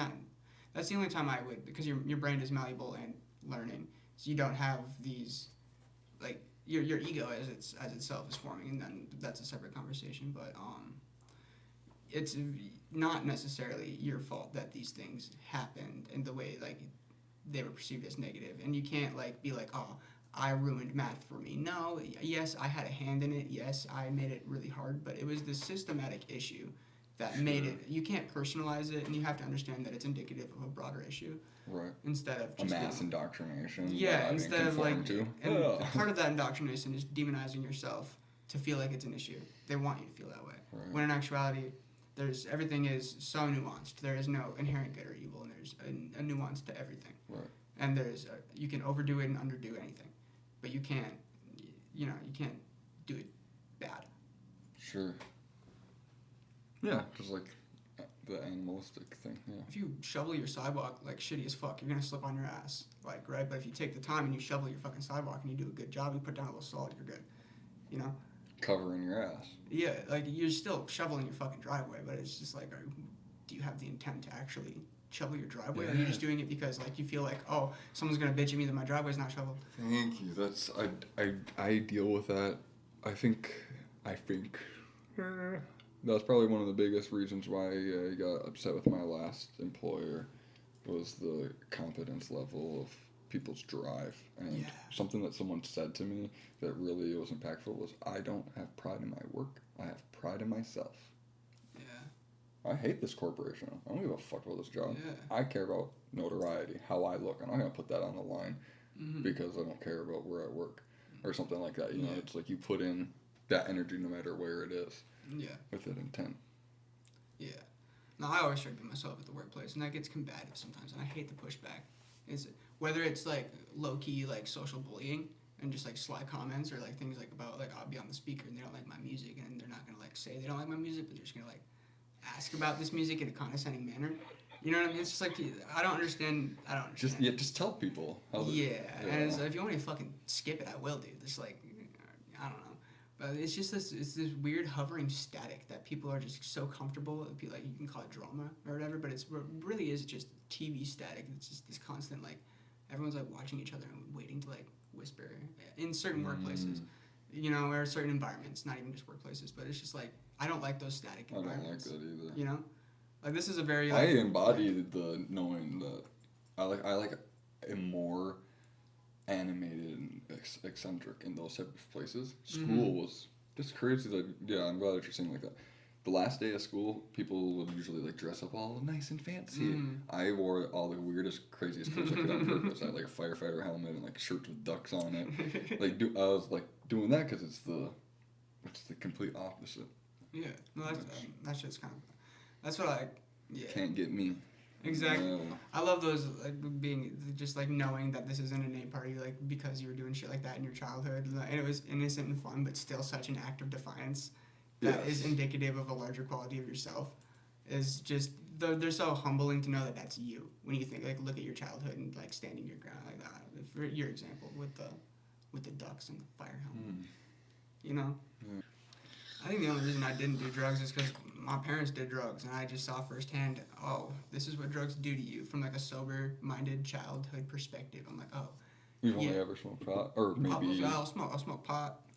Obviously, nicotine, alcohol. On occasion, I don't drink much, but on occasion, I'll have a drink. Things like that. But I refused. No coke, no pills, absolutely no needles. Pills, that was my only limit with needles. Pills, powders, needles. I never would have ever shot anything up, but I went and did everything else. Pills, powders, needles. I'll do a tab of acid, mushroom on it. It's been a minute since I've done psychedelics, but You ever do DMT? It's on my list, but I have this like strict rule in my head that I'm gonna wait till I'm like a fully developed adult. You know what I mean? Like I'm gonna wait till I'm at least 25 and stable. Good mindset. Yeah. Because I feel like that's a very powerful. It's extremely powerful. Yeah, so I feel like I need stability in my life before I can actually. If you're in the complete opposite situation, it'll help you. But if you're in that limbo, you have the right mindset. But if you were like doing crack and shit, DMT might fix you. It helped me a lot. I'm in a weird. And I think that's why I can't do mushrooms right now. Is because I'm in this weird limbo where I need to just be sober with myself. I've had lots of breaks from psychedelics. I get it. I've been on I had a very rough, bad trip. It's one, just a big repetition thought loop. I realized that I was just very stuck in my ways. I would go to bed, wake up, hit my vape, drink water, smoke my bowl, and like I think I don't know how to snack. I would eat, drink, smoke, sleep, and I did that for like 2 hours straight looping. And I smoked like half an ounce. I smoked all my weed. Smoked all my weed. When you're tripping, you like smoke. A bunch more negative, like self-image kind of. I was also with a sober person who was kind of trip sitting, but actually just antagonizing the whole trip and made it hell. This person's not fun. But regardless, they kind of ruined tripping for me. And so the next 2 times that I tried after that, I just felt the exact same way, Yeah. and I was kind of back in that place, and I didn't. Give yourself some time and try. I mean, It's been about 2 you're- 2 years, 2-3 years, I and I've been have- feeling, especially like with Riley has never done it, so I feel like the Mm. next time I do it will be with them for the first time. Is kind of my thought process, but I feel like I still want to make the apartment cozy and get everything really set up and settled that down, so would we be- can like put out the buy air a new blanket. yeah, put out the air mattress, make Yeah. the you know what I mean, just get Yeah. fucking weird for a little bit. Yeah. No, it's good to do it in like a partnership like that. Like that will be good for Mhm. you guys. And there might be like a weird and stuff, and that's all good to know that before. Because I've always told people that like the number one thing that you want to know when you do psychedelics with someone is you got to be okay with shitting yourself in front of them. It probably won't happen. Yeah. It's But, never like, happened to me. but- I've tripped a million times. Yeah. But if it happens, Yes. you want to not be embarrassed. You want to do it with someone that you can Yeah. trust full-heartedly with. It's a good analogy Anything too. that happens. It's a good like analogy too, like for just Because you might shit out of your mouth. You might say Yeah. some weird shit. Yeah. One of my trips, I sat under this blanket, and I kept going out, and I would say, sorry if I'm saying anything weird. And that's the only thing I would say. I'm kind of glad that you broke that insecurity barrier, because that same trip, that first one, I thought that I was covered in urine. I thought that I pissed myself the whole time I showered, and I was like, I just felt nasty, and I felt Yeah. like I could not get it off, even when I was in the shower. And then so I got out and I passed the fuck out butt naked on my bed, Nice. just soaking wet and no towel. And so yeah, and that was the end of that. I think I just fell asleep That's cool. after that. I've talked about, like, not being able to tell if I pee my pants or not a lot. Because you're so, like, clammy. It's and very You warm. can't tell you're warm and That's shit. the worst. That is enough to send me fucking spiraling. I'm glad that you have had that, because Yeah. every time I've talked to anyone, they've never had that before. I think it comes from some kind of seated insecurity, Sure. if that makes sense. I don't know enough about you to like say that definitively, but I think that's my conclusion about it with myself. Is a lot of times I also was my teeth. Like I kind of touched on my teeth being a subtle insecurity for a while, because I am still not the best at dental hygiene. I don't really brush it as often as I should. I have cavities all over. But like, and I was really insecure about that for a long time. And when I tripped, I was just like, whenever, and you know, they say, oh, don't look into a mirror when you're tripping. Whenever I did, it was my teeth. Yeah. And I'd have dreams about it. Whenever I close my eyes, I just see teeth, and it was just awful and weird. Sure. And that's projected insecurity, and I think that's also like feeling like you're gross, feeling like you're less than. And I feel like Yeah, I've suffered feeling a lot feeling from that, yeah feeling crusty. I think we associate with the grime, and piss is pretty fucking smelly, grimy, and so you start to like you feel like you're pissing yourself, because like you just feel gross. You just feel gross all over, like on a spiritual level, which isn't necessary. But that you're not gross. You're not pissing yourself. That's just not true. Right, but you could be expelling it or self-projection, like you said, or whatever. Yeah. And I think that's my experience with that's what I interpreted it That's as. cool. That's Yeah. good that I'm not alone. Yeah. No, my most, like, I have two. One is pretty funny. I did DMT, and then, like, an hour, or not an hour, it felt like that, but the 5 minutes went by, and I went upstairs, and I took a piss, and I washed my hands. But then I got downstairs, and didn't remember if I washed my hands or just pissed on my hands. I did that. Yes, I did I'm that like, 3 times. am I? And I did went that 6 upstairs times. and did the same loop I twice. did that 6 times, and that was like the trip that ruined my fucking life. I did that shit 6 times. I'm like, dude, what is? I took a shower twice, and I didn't know it. I thought I took 1 shower. And I was told that. That's when you just need to lay down. You're supposed to have to lay down. Yeah. Those I think physical the movements worst should have part- you should have been breathing and meditating. The worst part about this trip, though, was the fact usually you have this profound like recollection of what happened. Like you feel like, to a degree, like obviously you don't know the ins and outs of what happened. But the first couple times, I felt like I had learned something. Yes. Whereas this one I could not remember. No, they go I couldn't away. remember anything, and it was scary. And I asked the person, and they lied to me and manipulated what happened because I didn't know. And after like, low key, you start to piece things together as time goes Right. by. Yeah. The mushrooms leave your system, and a couple weeks, and you start to remember bits and pieces. And it was not a good time. We'll just say that, but. She completely just lied about what happened in That's fucked up. that deeper seated part of it. Taking advantage of that vulnerable state is another reason why I'm kind of scared to trip. And yeah, I think also I get you. I've been taken Yeah. advantage of on Xanax, yeah. so you get it. The other one though that wasn't the loop that I got in was this kid smoked DMT for his first time, and I had already done it that day. Like I just hit it and I went in. He hits it, pukes. I now think that I puked, shit, and pissed myself, and I'm in it.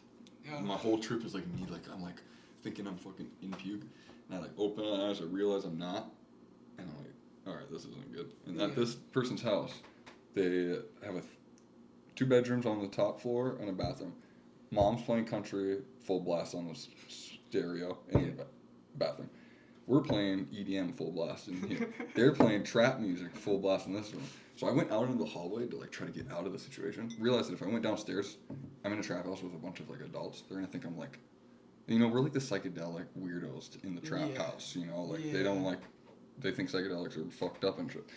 And so I was like, I can't go outside. So I just like sat on the stairs, and all the sounds of all 3 music, like fucking, that was like so crazy. I'm glad it was that over the puke though. I escaped the puke. But that was like one of the worst D&D trips I ever had. I was like, fuck, you need to make sure you're in a good setting, dumbass. What were you doing? Do it with 3 different loud noises at once. Like, I don't know if I forget what it's called. Something. Fuck. I didn't know I had it, but it's when you get fixated on noises and it makes you like highly irritable. Like fans. Like I really hate the noise of a fan or a vacuum. Infrasound? Huh? Infrasound? No. It's that's actual. That's the phenomenon. Oh, maybe there's like an actual mental, like it's not a phobia, but there's one of those words. I got you. Amelia or what? Ophelia or something. It's one of those omniphilia or something like that. Like where you're like not scared of noises, but consistent noises make you highly irritable. Yeah, I don't know what it's called, but I know something that could be monophilia. Monophilia. Maybe that's what it is.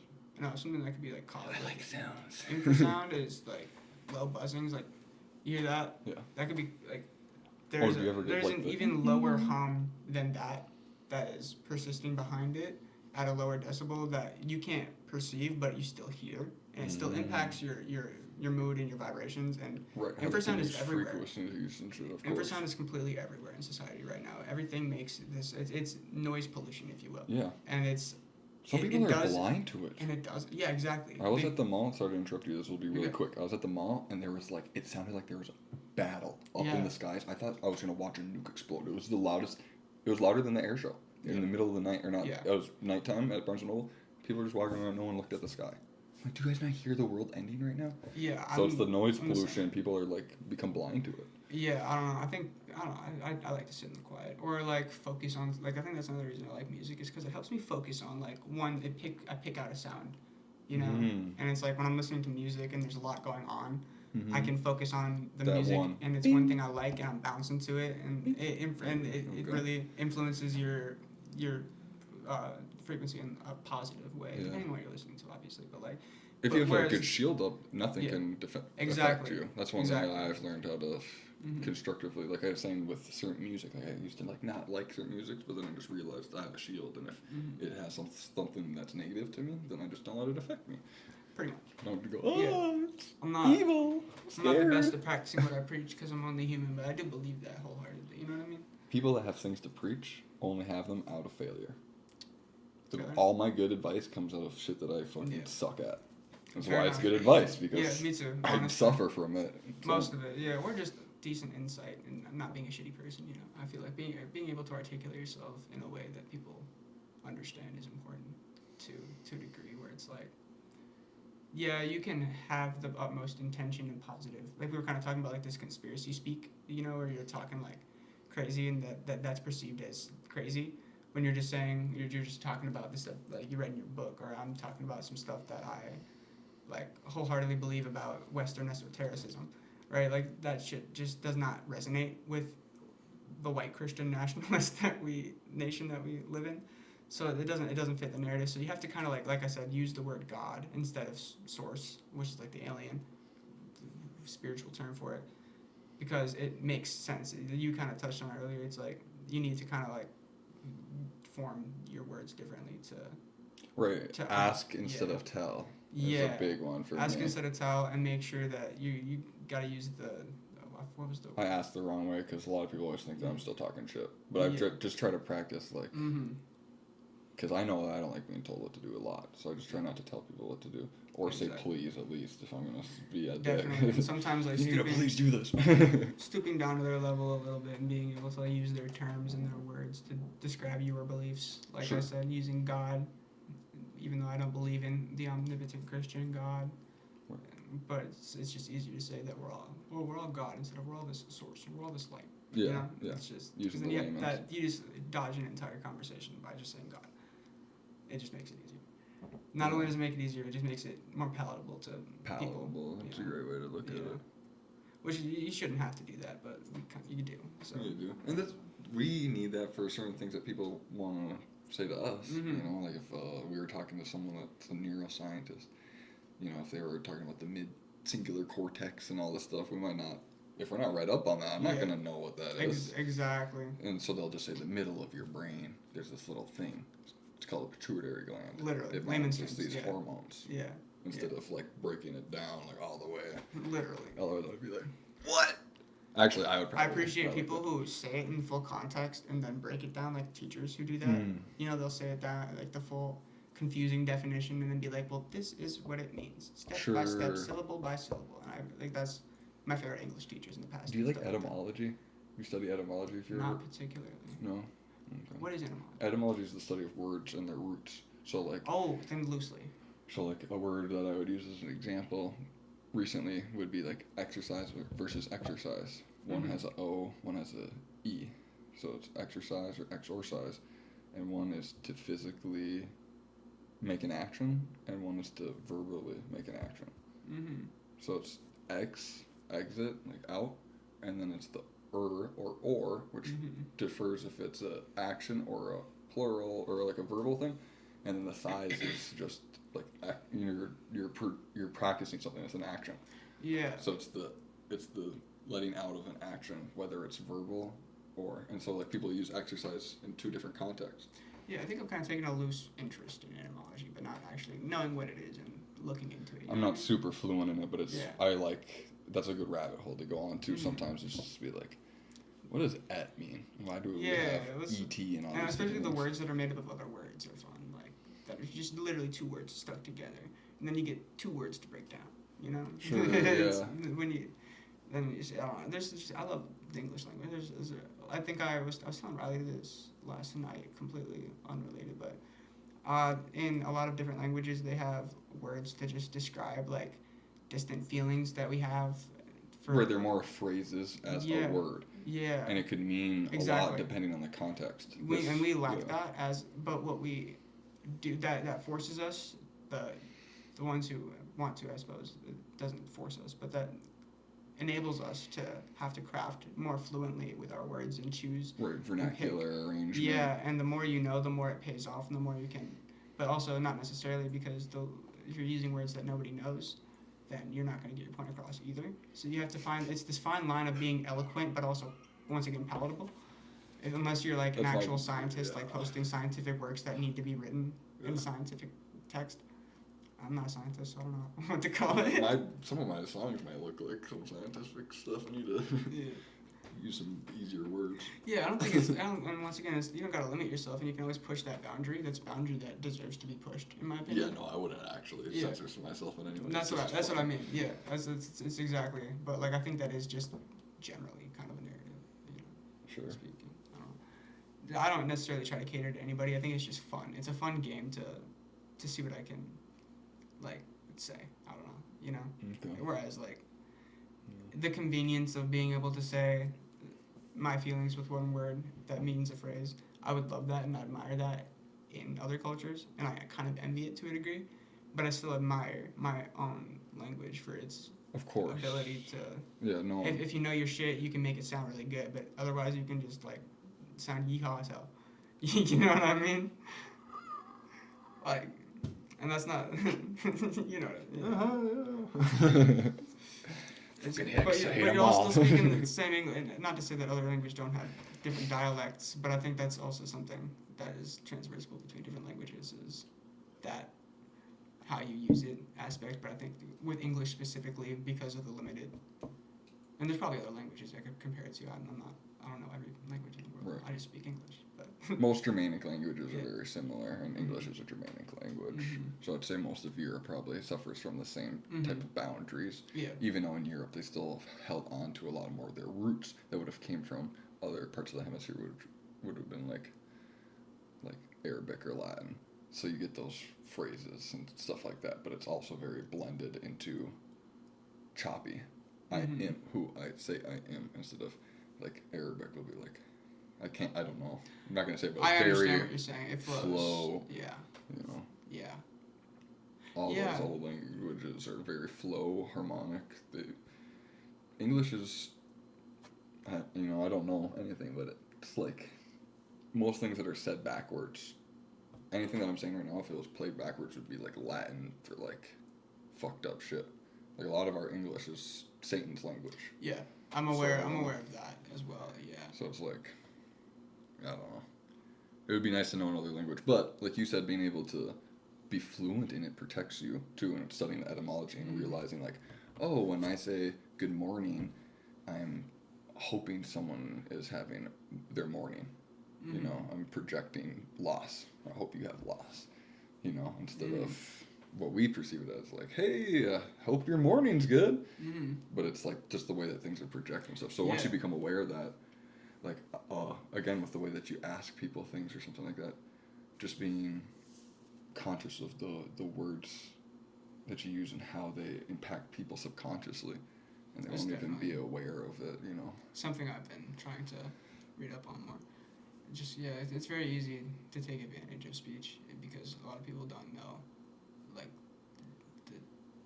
the depths of it, you know. Yeah, and if you aren't like read up on words, like I could not be a CIA like liar, spy. Like I don't know how to be deceptive, but I can read deception very well because just like vernacular skill. Like, because when people start talking too nice, like being able to see that comes from being read up. Like if you don't have like a big literature and someone talks to you with big words, it's easy to be like, oh my god, you said a big word. You must want my money. Here, have it. Another example is like politics. Like a lot of people aren't read up on the political vernacular and don't know what half these words mean, and they just say them blindly. Like, you know, so it's like if you actually read these legal terms, which is something I also need to do more of. So I'm not saying that I'm not putting myself out with any of this stuff. Honestly, I'm not putting myself in saying that I'm better than anybody in any regard. These are just kind of things I'm working on too. But like I need to, like, I was just with everything that's kind of going on in the cities, I read up on my rights and what they meant and kind of things like that. Like even just I don't know, I don't feel necessarily endangered in my position where I am, as maybe the only thing that puts me in the way of that agency is my political stance, but not not anything that has to do with my inherent being. So I'm not in any like more danger than any other fucking white dude, but I still read up on it because I don't know. It's smart to know that stuff regardless. And that made me realize that I need to learn a lot more of it too. Yep. And so I think I'm going to start, like you said, dissecting these words from like that Latin perspective, and then also the legal perspective and how they're used against us and things like that. I'm gonna really get into that within the next couple of years, I feel like. Yeah. But No, that's super important. That's something that I like being a flip phone and living under the rock, and like I just wanted to be like a hippie, but I realized that it's more of practicing good and learning and being able to like stand on those things. If you knew all your rights and stuff like that, then you could protect other people.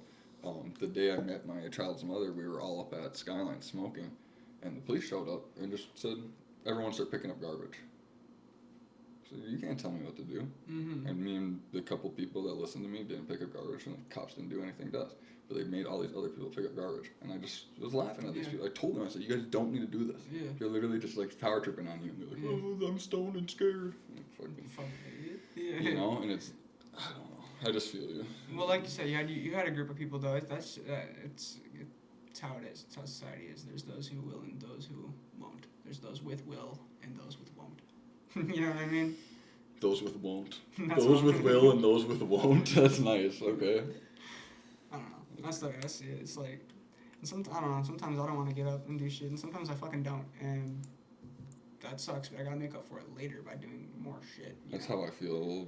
I feel like I'm making up for my rebellious youth.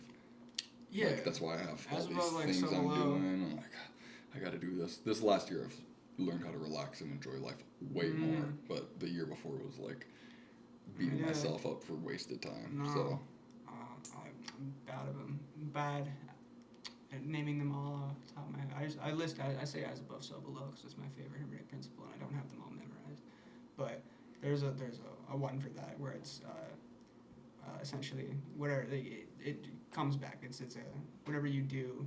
There's like it's essentially every action has an equal and opposite reaction, Sure. like Newton's law, but in spiritual form. Cool. It's so it's like you said, you're paying, and you are to a degree, but that's like not in a negative way. You can't perceive it as a negative because you also put yourself in this scenario without knowing it. So you can only influence your future by doing positive from here on out. And if you continue to do 100%. negative, you will just fall steeper into that. Right. Once you become aware, Yeah. then that's the only part of the evolution. Yeah. Is the actual awareness of it, and then choosing to make the wrong choice would be like once you know that you're making the wrong choices, that's when it's like. Yeah. That's where I beat myself up. Where I've gotten better, I don't make the wrong choices really anymore. I'm pretty well disciplined in my life, but having that, like, I don't know, it's like guilt. Yeah. Cleanse yourself from that. Like you're talking about, like the feeling. No one else has ever related to me with that, with the tripping and stuff, and that must just be that type of self-reflection type shit. Yeah. Where you're just like, fuck. And then sometimes the pen's in the drawer and it keeps you from opening it. Yep. And then you're mad at yourself for not opening it, which keeps you from opening it because now you're like mad and you don't feel inspired. Yeah. And it's like, oh. You just gotta drain the swamp. Drain the swamp? Yeah, that's a little darky quote. That's one of my favorite artists. Okay. That's one of his album is called Swamp, and it's about resetting and getting all that negativity out of his life and setting a new beginning for himself. You know, that's what thematically the album is about. Yeah, and then you gotta burn it down and start again. The first album's called Swamp Drained, and that's what it's about. But then there's another album, the sister album is called Swamp, where it's like, I didn't do that, I failed, and that's okay. But this is the real one. Like I'm deep in the swamp right now. It's not drained. Like he thought that he was out of it in the last album. That's like, cool. It's not. But through this album, he got out of it, and that was his biggest album, and he made it. Like he's not mainstream, but he like he's selling out arenas. He's doing it a lot better. He's probably the quote unquote face of the trap metal community, which is no one wants to talk about the trap metal community or be the face of it. But he has been appointed that. The only person I'm familiar with is that guy that wears nails in his hair. Would that be considered trap? Nope, I don't even know him. No. Nah, maybe if he yells, it's interesting. He It's wears an interesting leather genre. jackets and raps, but he's like yelling and playing the guitar. You know, it's a very interesting genre. A lot of it's like half metal vocals, just over trap beats, but they'll use looping guitar samples, or they'll like I've heard songs that take Slipknot samples that they've got cleared, and they'll rap over those with trap beats and stuff. Which I don't really listen to ones like that, but there's one song that I like called "Off the Wall," which uses a Slipknot sample, which isn't technically trap metal, but it's really fun.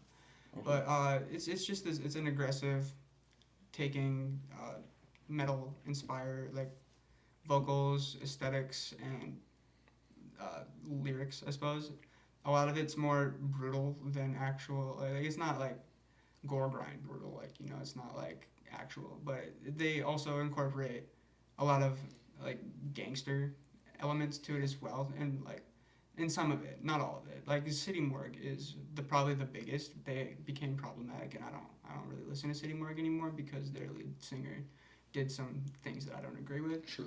Yeah, but they were the face of it with these really heavy looping guitar beats, and they had really catchy hooks, and they yelled over the beats and stuff, and it was really fun. The shows were really like they had mosh pits, like it was actually like metal shows, and it was the culture around it, not just the music. It's the fact that they call it trap metal because the shows feel like a metal show more than it feels like a rap show. Okay. But it's more rap. That's my interpretation of it. Yeah, but you can within that spectrum. Like this album that I'm putting out right now, it was probably closer to metal than rap because there's live instruments and drums in it that my homie AJ recorded for it, and so it's a lot more raw, and it has more like there is loops in it, but it has more of a song structure instead of just like a loop all the way through. Cool. And so and we got 5 of those songs coming out, and it's a little bit incohesive and raw, but it was kind of inspired by like old like garage like band demos of just like raw teenagers screaming in their garage. I kind of wanted to reflect that over like the internet with the kind of instrumentals it is, and it's loud, brutal, and kind of poorly mixed, but that's what the inspiration is. So I wasn't trying to set my standard too high either, but that's like you can do that, or you can just be like yelling over hi-hats and call it trap metal. Like there's no like if you've heard of XXXTentacion at all, right? A lot of his old like aggressive songs like Take a Step Back or. I wouldn't be familiar. Yeah, I know I'm just who he listening is, to but some of his older like where he's yelling, that is considered trap metal, and it was kind of the birth of it. That's where people first started. Cool. Like, people had been doing it before, but that was the popularization of it. Sure. Yeah. And so, but it's evolved, and there's a whole spectrum of just like I said, it's more about the shows, and they feel like. I like that. No, that's Yeah. good, because rap and metal probably are the two genres that share that us type people. Yeah, You know, like exactly. those type of people are only. I mean, Punk EDM's definitely got that Yeah. too. And punk adjacent shit as Yeah, well. like that types punk, hardcore. metal, EDM. Like that's the Just that more. circle. Mm-hmm. I like. That's what I fuck with too. Even if it's not like I even like the music necessarily, it's the culture. That's so All my friends important listen to that's one of behind those. it. I got friends that listen to EDM. I got friends that listen to punk. I got friends that only listen to rap, and they all like. They don't necessarily agree on everything, but they all have they're true and they hold their standards. You know, they're share true. that They're true to character, themselves. yeah, Yeah, yeah. they stand on business is pretty much it. Like everybody who listens. Like, That's one thing I respect super is just staying on business, even if Yeah. I disagree with your opinion. Yeah. Like I just like people that like don't like full like you said, pinch it up a tent, dying on Mhm. it. Sometimes that's like a negative flaw. Yeah. But I don't know, I really appreciate it in people because it's like it's a that's double-edged what's sword. that's like how saints would die. Mhm. They didn't give like even if it wasn't about religion, they just died standing on business. They got Yeah. shot to arrows, tied to a tree, saying, "I believe this. I believe this. I believe this. I believe this." No Or matter like the what witch happened. trials, Salem witch trials. A lot of those women burned down screaming. They weren't trying to repent. They were saying that you were gonna burn in hell, and things like that. And they were Right. preaching their beliefs as they went down too. It's people like that are admirable, and they are rooted in the same causality. You see a lot of like Wiccans and stuff like that in the punk community and stuff. Like it's very rooted and entwined in itself. Sorry, I No, I was transferred into one of my bars because it has to do with ergot in the wheat. I said in ideal homes. I said I listened to that one. I said there's a ergot in the wheat. There's a hole in the witch hunt. Yeah. And it's just talking about there being acid. In Yeah. I know about ergot in the wheat. That shit's crazy. fucking. Do you know about like the city in Wisconsin? Like a whole town, everyone just killed each other. They all got way too high that they just all killed each other. I only heard about it in like the Middle Ages, dude. Like that's when I heard about it because like. Well, this was like probably in like 1800s or something. Stop. Or 17, like Yeah. early America. Mhm. That's when all the. I was thinking like Old English is like when I was hearing about it, but I'm not. I think I'm it not- was just yeah. in the Americas. Oh, that's I strange. don't know Okay, if maybe it- I'm thinking of a different thing. They might have had the same thing too, because ergot grows on wheat worldwide. I think it was barley. Or it would grow. It's Yeah. ergot is the name of the The fungus, and it Okay. grows on barleys. My bad. yeah, gotcha. And I'm pretty sure I heard like an entire population that's hallucinating, vomiting, and shitting themselves violently because there's just poison in their. That sounds like the worst way to die ever. Yeah, just 10,000 hits of acid and you're just stabbing people. Ah! yeah, just not yeah, actively like Dude, just everything. liquefying your organs, Yeah, dude. Oh my god. going into a violent rage. Well, it's just no fun. Well, yeah, people probably thought like. I don't Purge is know. happening, bro. I wonder why people thought people were witches. They're fucking high as shit. Yeah. You looked at me. How the fuck? Gotta do kill you. How the fuck do you explain fungus like that? Yeah. that's Without not- magic that's or the- witches. that's back in magic. the day. Yeah. That's That's not the magic. justifying it, like of the actions that it took to, but like. I get it. If I was poisoned, I'd murder a bunch of people and burn them too. Obviously. Obviously, that's the first thing you do when you get poisoned. Who's getting burnt? Every God. time I take a hit of acid, I just. Who's getting burnt? I don't know. I prefer acid over mushrooms. I think I just feel. I don't know. I feel like the way I see it. You've probably done more than me, so you probably have a better perspective of it. But the way I see it, when I do mushrooms, I like zoom in. I zoom in on myself in every facet, and I take time personally with them. But then when I'm on acid, I zoom out, and I can see the whole picture and appreciate it. That's a good way to. know. Mushrooms, I tell people, are not for fun. Acid, no, you shouldn't do psychedelics for fun. But you're more likely to have a fun time on acid than mushrooms. Yeah. My best acid trip, it was my 19th birthday. I just went to Leicester Park. Great place. Took 2 tabs by Very myself. No, I got 2 tabs for my birthday. Just a homie pulled up. He's like, "Hey, it's for you." Nice. So I just popped them right in. Didn't care. I was already drinking, so I know that's a little bit dangerous. But I was drinking, and I was What's a little fun without a little fun? I don't know. So I was doing that, and it was just fun. But it was cool. Only My- you can make yeah. fun, otherwise it's just FN. My friends just let me do it. They didn't come and intervene at all. I was just sitting there, sipping my fucking beer, just, like, looking at nature, and it's, like, watching people jump out into the waterfall. I'm like, yo, just, like, tripping dick. And my friends are just, like, supervising me from afar like a kid in the playground. And it was, like, the best birthday ever. That sounds awesome. Yeah. Eventually, my other homie did come by, and he took 2 tabs as well. And I went home with him, and we spent the night. Whoa. Not like that, no. Whoa, That off the sounds 2 bad. tabs. Oh, Whoa. no, I didn't even know it could work off the 2 tabs. He's married. No, we were just chilling. We just watched stupid videos. I just was surprised you could get hard on acid. That's all. He would hate that joke because I don't talk to him anymore because he's homophobic. Oh, really? Yeah. But yeah, regardless, that's funny. But I don't know. It was good. It was a good time. You know, just chill. We went to the homie's house, drank a little bit more, not too much, but.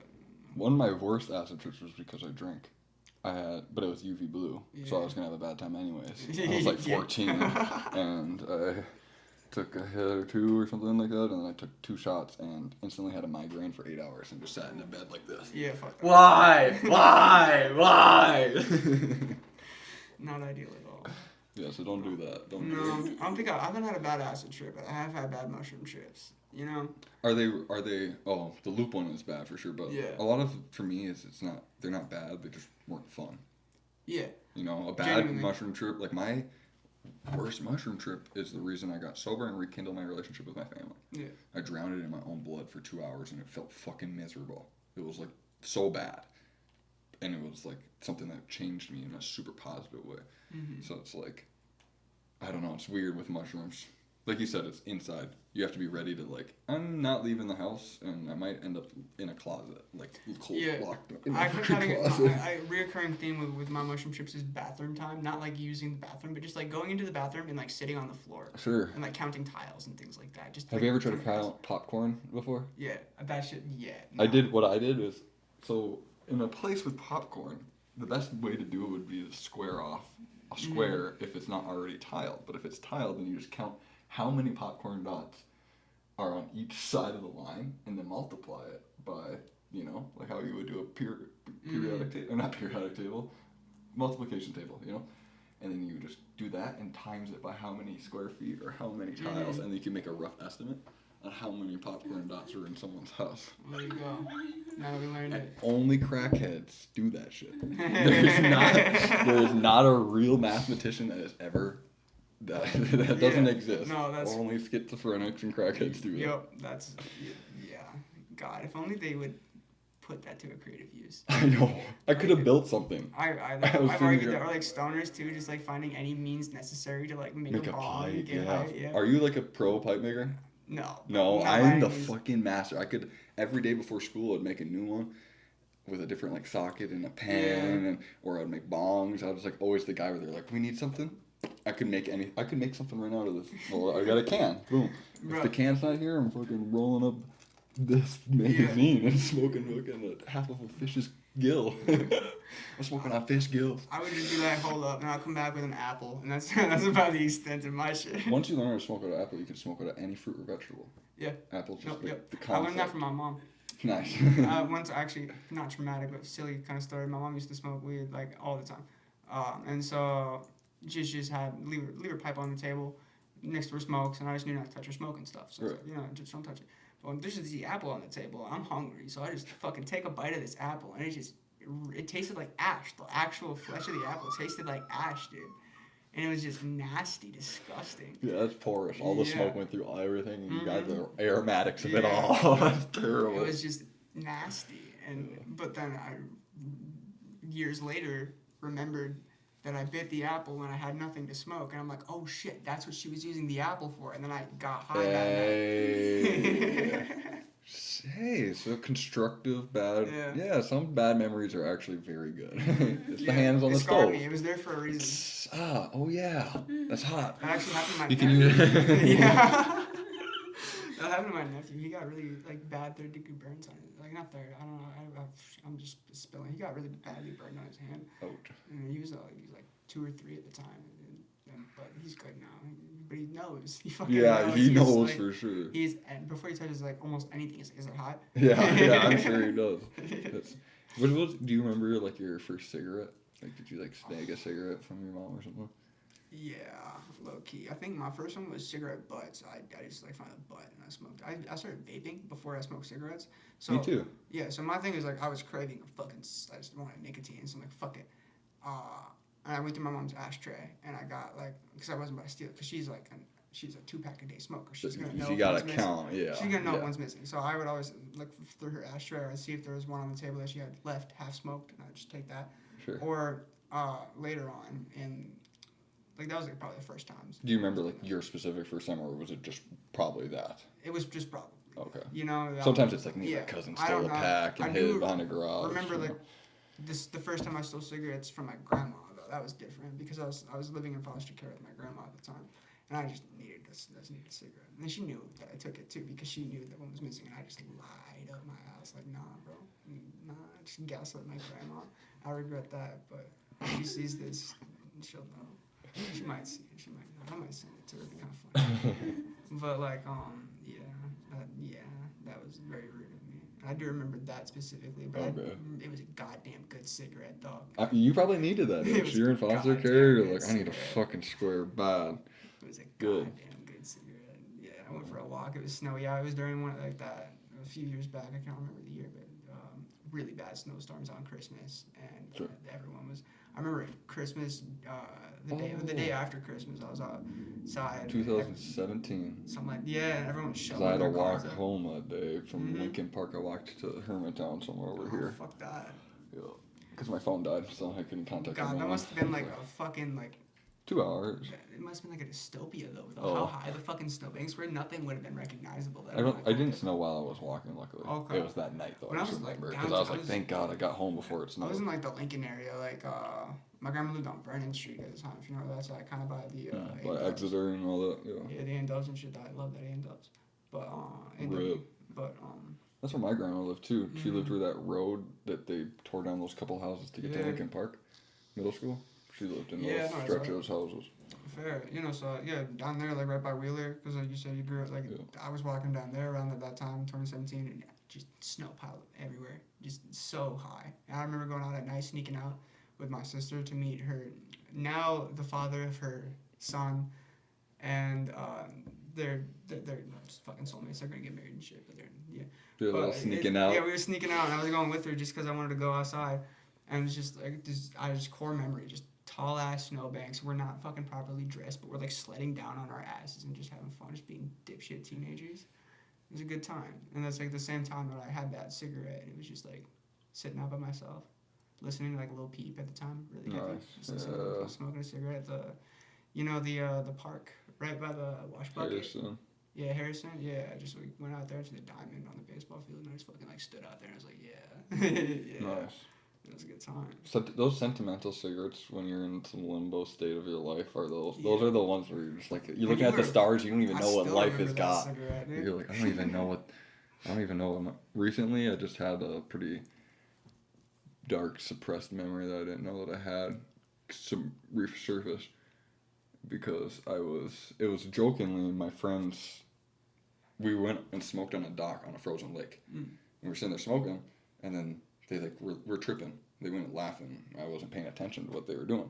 Well, they drove off to like ditch me as a joke and went around the block. Well, we're out in the country. Around the block is like 15 minutes. Mm-hmm. So while I sat there and smoked like 3 cigarettes and thought that I was like abandoned out there, I was getting cold and I was just gonna drown myself in the lake.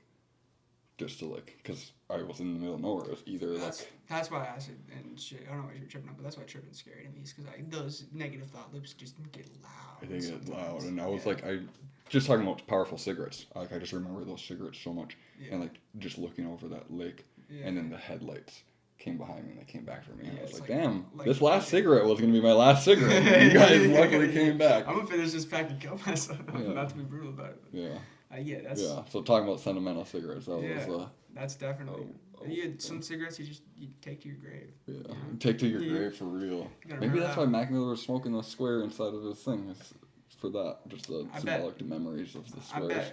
I bet that last cigarette's really good because I bet you can remember all of the rest of them. Damn. With that last cigarette. That's why everyone who's dying is like, give me a dart. I need to remember all of them. Yeah. Yes. Oh God, that last sentimental cigarette. Yeah. all the cigarettes after 6 at once. That's something I'll never get from a vape too. I just realized. Yeah. That's something I'll never get from a vape. No, I don't vape. I haven't vaped in so long, and like I vaped first in middle school. I could do O's in like 6th grade, and then I started smoking cigarettes, and I've hated vape since. I think there's a spiritual property to tobacco, and I think that this is tobacco kind of bastardizing it in a way. Tobacco is to be appreciated. I get cigars on the weekend occasionally and have a cigar because it is to be appreciated and sacred. We've been a little bit broke, so I just picked up this vape, but we had a pack of cigarettes that we were splitting for a little bit, and it was honestly kind of cathartic to just like not have a vape for a little bit and just be cigarette fucking smokers. It kind of made me. I get spirits when I smoked. I don't smoke anymore, but and break off the butts. Yeah. Because they break off really clean, and then you don't have to have a filter or anything. You just smoke like a little joint. Yeah. And it kicks your ass. You only need to have one cigarette every 4 hours instead of like wanting that little itch. Like it's like putting in a dip, but smoke. You get nicked the fuck out, and you're like, I'm good for a minute. Yeah. And then it's just like. I'm just worried about the chemicals and stuff, but I feel like our spirits are made with organic, and that's why I take the butt off. So it's just the paper and the organic tobacco. That's water and tobacco. That's the only ingredients in those cigarettes. That might be the move. It is the move. I'll try it. I'll definitely try it. $15 a pack. Yeah. Go to Superior and buy a carton for $100. That'd be my suggestion. That's what I did when I smoked. Was buy a carton at a time. I'll try them out first, and if I stick to it, I'll get the carton. $10.87. They're $15.60 something now. So they've gone up $4 in 2 years. And I started smoking when I was 18 legally, but then I didn't get grandfathered in, so I had to like illegally buy my cigarettes for a couple of years. But when I legally bought them, they were $8.75. So in 6 years, they've gone up almost double, more than double. They're $16 That's fucked. I mean, I'll still pay $15 a pack over $30 a vape. Yes, I would suggest tobacco still over vape too, but they tax the fuck out of it. Yeah, of course. Yeah, I don't know. This shit's just it's expensive. I just compared that, and like a $15 for a pack of cigarette is like literally half of what it costs to get one of these. But this might last me longer. They do last longer. Yeah. But then they lose their flavor. Where a cigarette is always a cigarette. A cigarette is always a cigarette. That's a good point. I've never heard anyone make that point. A cigarette is always a cigarette. A cigarette is always. Dude, I pick it up off the floor. It's still a cigarette. Dirty, but yes. I had to do that. I've been there a lot of days. I don't. I know. I used to be one of those people that picked around. I was all fucked up on pills, picking around. I remember the only my parents are gonna hate this shit. The only tweaker thing I ever did. I remember I was walking around looking for cigarette butts, and I got stuck in this loop. I kept being like, "He the Jumanaba." I kept just saying some weird shit and fucking looking for cigarette butts. And luckily I got sober in 3 hours and reflected on that, and I was like, dude, I look like a crack. What the fuck, bro? You gotta slow down a tiny bit. Yeah. Only smoke one pill, not two. You're going too hard. Yeah, dude. Tweaking. I'm so glad I'm sober. It's funny. One of my old bosses joked. He didn't do it. He joked about because all the tweakers would come by and dig through the cigarette butt can outside, and they would just spill it on the ground. Yeah. They'd dump it on the table and just sort through it. So he joked that he was gonna put a bunch of cayenne pepper in it, so when they go to smoke it, it burns their lips. Yeah, damn. Was this at Burger Bear Dogs?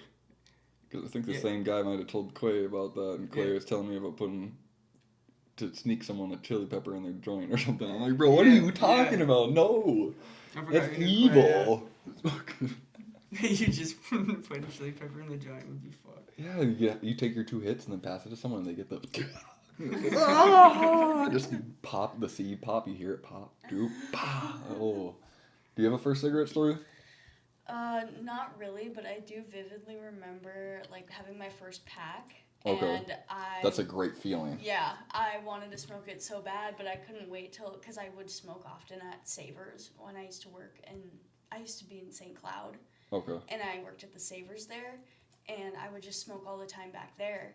And sometimes the workers back there would let me hit their cigarettes, or one guy had doesn't matter, but where was I going? My pack. I'm not good at storytelling. That's okay. I cut out, I used to live in the basement, so I had to cut out the screen of my window to sneak out. Yeah. And my parents' window faced the backyard, but that was also the safest place for me to smoke because it was completely dark back there. Right, so you'd have And to like be on the wall Exactly. so that The light doesn't go on. Yep. And so I went to the backyard and sat like behind a bush, and I'm also basically in my backyard neighbor's yard smoking a cigarette. Just having to smoke it fast as fuck. So my parents. How old were you? I don't know. I was in high school though. Okay, so I'm not super young, but sure. still. 15, 16. Yeah. Yeah. Cool. Yeah, those are the. That's what I like is the sneakiness of it. Yeah, I want to know people's sneaky stories. I got like a lot. smoking weed. How about your first time smoking weed? How do you remember that? Yeah, I was drunk and did coke, I'll see. and I was at Leicester, and I remember I was telling some story. I used to fabricate lies a lot before I lived a life. I have one of my lines, one of my songs is I used to speak a life until I lived one. So not all my stories like are that. real because they're That's really fucking good. real, I but like that a lot. I used to fabricate shit. Anyway, so I was Me probably too. saying some crazy shit, and then someone was like, "You ever smoke weed?" I was like, "Yeah, I've been smoking a million times," and I hit that shit, and nothing happened. And then I don't remember any like my second time. I just became a daily smoker after that day. Yeah. I think every day after that I just smoked, and I probably got. Oh yeah, I went over to this dude's house. So when that'll be a different story for another time. We don't need to talk about that on here. But some dude, his dad, I met his dad before I was ever friends with him. I went over to their house and smoked, and they had a bong, a green bong with naked ladies on it. And I was smoking that, and I got so high, I didn't want to put my shoes on because it would get dirty or something dumb. So I army crawled home. Because my whole body can get dirty, but my shoes That's can't. crazy. And I sang like the Batman. I was like, and I fucking army crawled all the way home. Those first times you get stoned are crazy. You're like fucking walking in slow. I don't look at. I remember the first few times I smoked, but I didn't get like super high because it wasn't the best quality and it wasn't the best apparatus. Because I was smoking with some dumbass who just didn't know. He was kind of fabricating lies. He was all like, "Yeah, bro, I smoke all the time." And then he rolled a joint he didn't roll it. He took a piece of paper and he folded it with no airflow. He folded the paper into a rectangle and he tried to smoke the rectangle. And so like that was my first experience smoking a joint. And it just obviously didn't fucking work. So that's just dumb.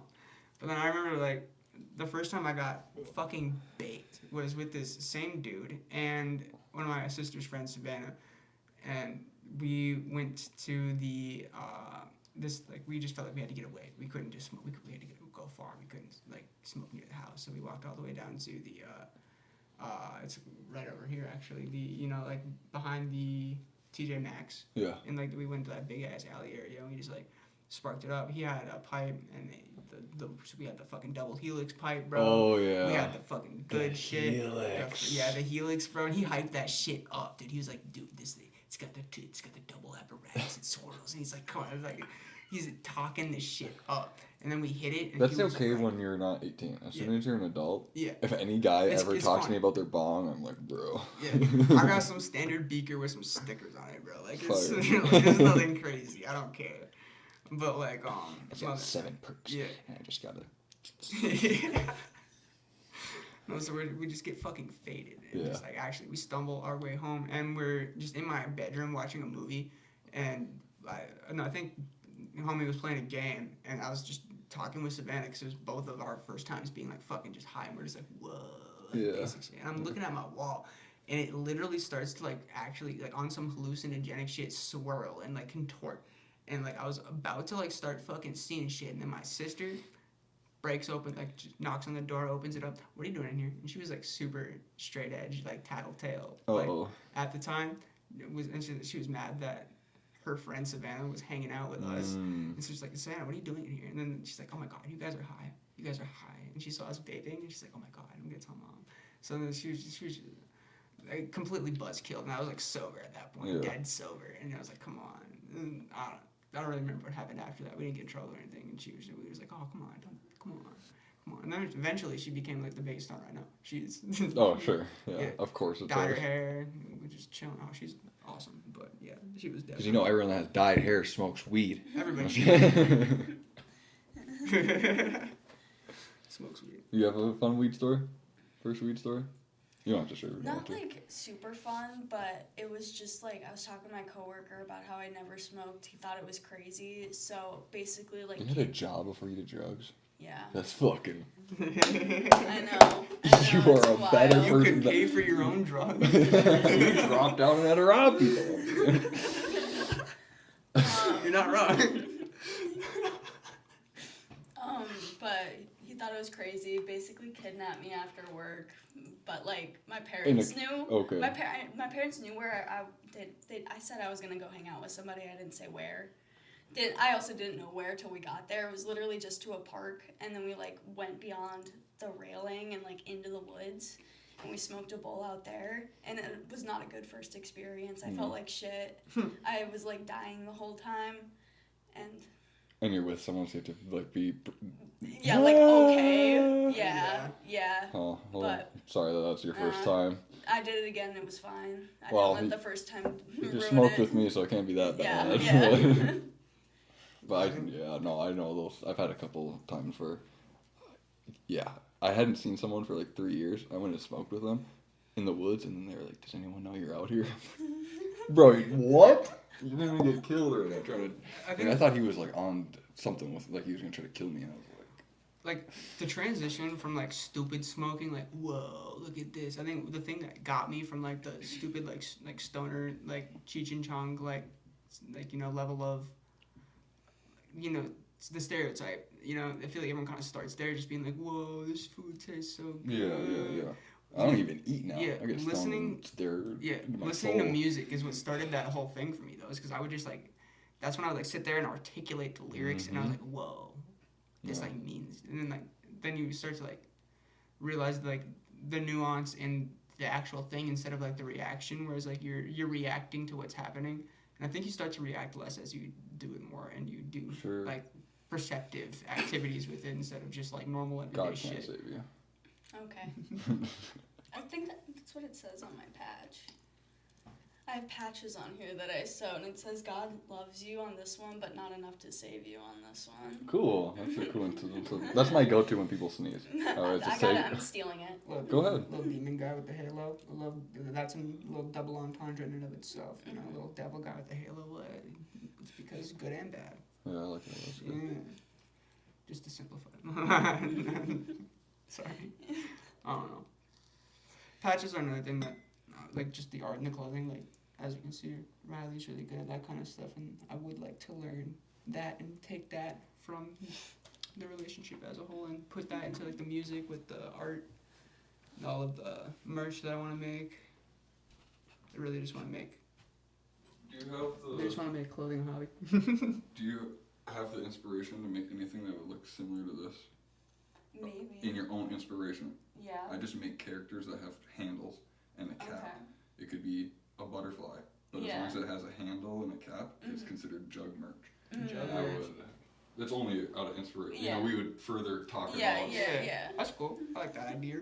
But I have a lot of things that skills and stuff. Like he's talking about, like you have to pick the 5 things you're gonna do. Yeah. Because I can't be a welder, a stained glass maker, and the paint source. One thing that I really want to do is never buy paint again.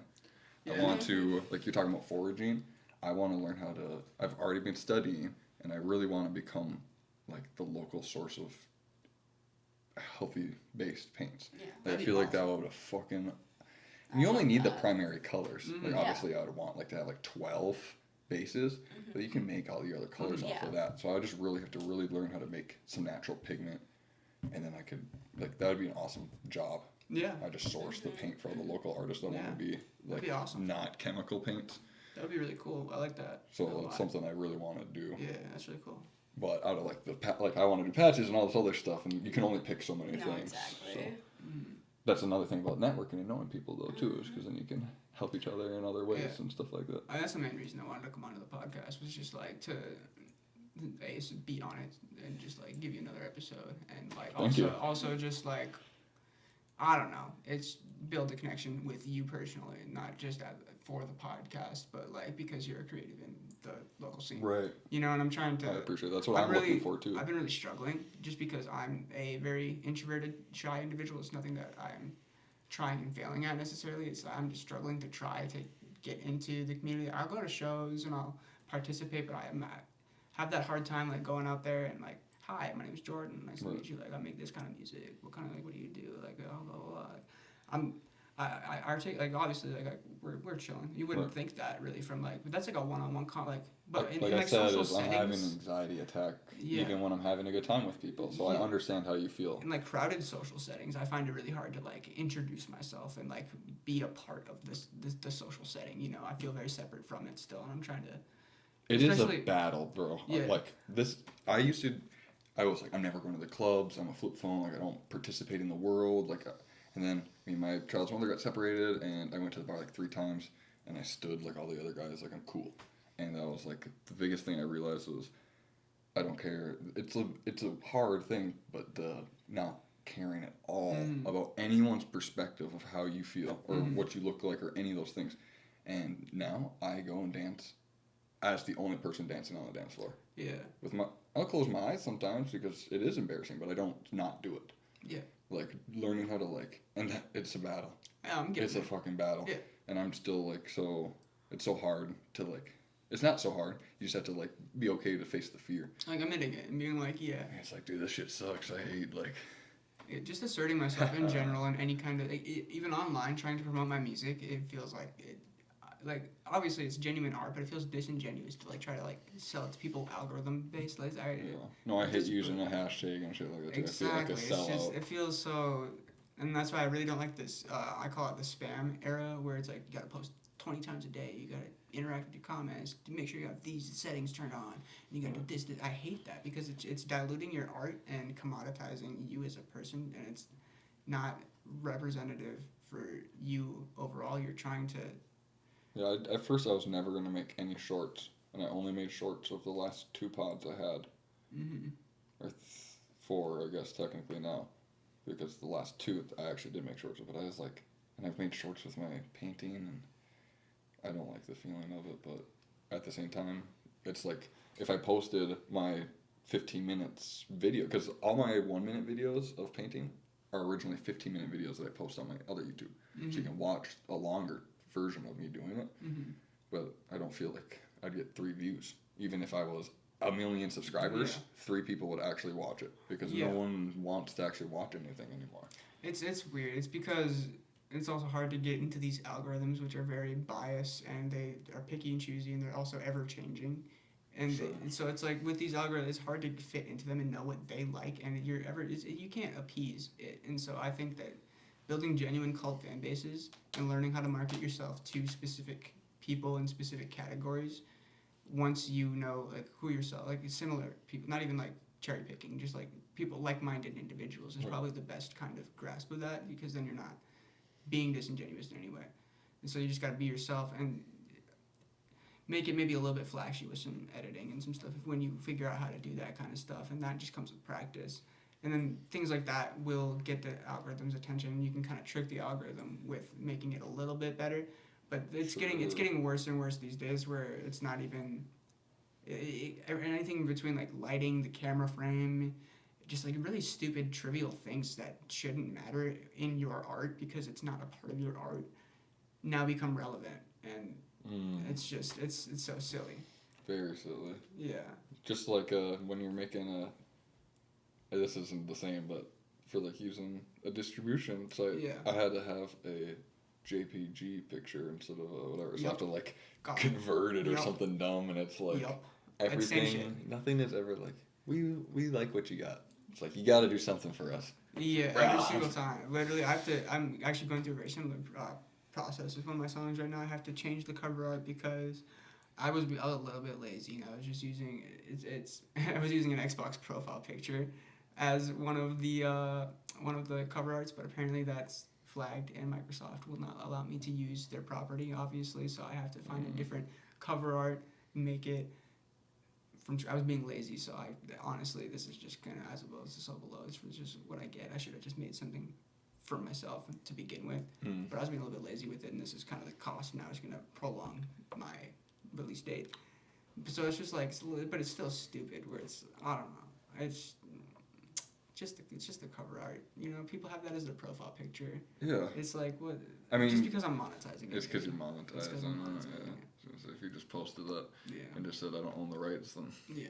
that's like 90% of what I have literally. posted. So I just gotta make some original art to put on it because I was just being lazy. I thought it was cool, but Nope. Got it was you. lazy. We will sue you if you do that. It's like, damn. Alright, bro, my bad. Yeah, so now I got this back end bullshit to do, but that's just, checks and balances, I guess. We need those. Yeah. But it gets redundant. It does get redundant, but it's good to have the. Yeah. I've had too many. Not too many. They're gonna keep happening. There's not too many of them. But having those like I'm talking about, like leaving the metronome on. Yeah. Like things like that where it's like. Yeah.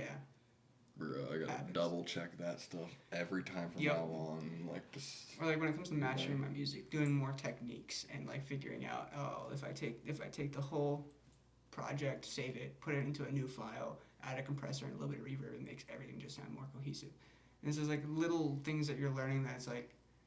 I need to learn all that stuff. Yeah, it takes time. No one tells you this mastering. shit. Even if you're watching a video, they start speaking gibberish. It doesn't. You just gotta figure it out and hear Yeah, it for yourself. it's all in been the hands studio. on for me. I've probably watched 3 videos ever, and it's been like, how to like turn on the setting for something. Yeah. Not even so much like specific skill development, but just Yeah. more like how to navigate something is more of what I'm interested in. I've never been able to like watch a video on a DAW and like for making music and be able to actually translate it, and it makes no sense. But the only time I've ever been able to watch a video and actually translate the information was when I was watching like a film, and that's what made me kind of want to go to film school. It's because I was watching this editing program and figuring out how to do it, and I was taking notes, and it felt I was like, oh shit, I'm doing school shit right now. I'm taking notes. I'm like invested in it. I should go to school for this. Like it's just like it would be. It's like finding someone. What is going on over there? That doesn't sound good. Maybe we're yelling. No, I play music and bad. cry at 2 a.m. We're good. Fell. No, it's Yeah, neighbors. Something. Happens. I mean, shit. I don't get that because we're on the top floor, so, So that's us. That's They'll jump up and down just to piss people off. That's us at 2 a.m. when we're crying listening. Yeah. FaceTime me next time. We go, It's 2026. Who isn't crying? True. At 2 in the morning. I don't know. It is what it is. We're all collectively crying. We're mourning a dying world, and that's okay. You know?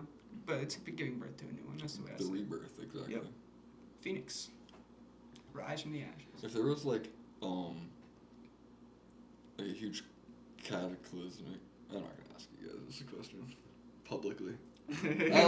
I'll just cut this off actually.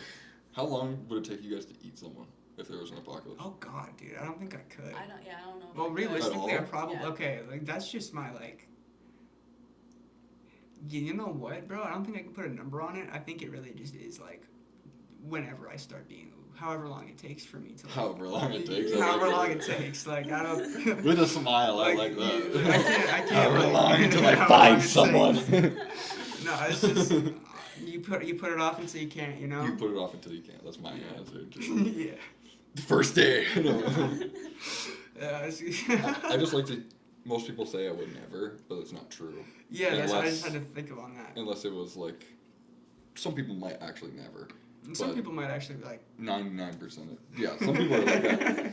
And not having kids changes perspective too. But like I have a kid, so for me it's like 3 days. If I don't have food in 3 days and my kid needs to eat, I'm not telling him it's a person, but my kid. yeah, my Yeah. kid's eating something.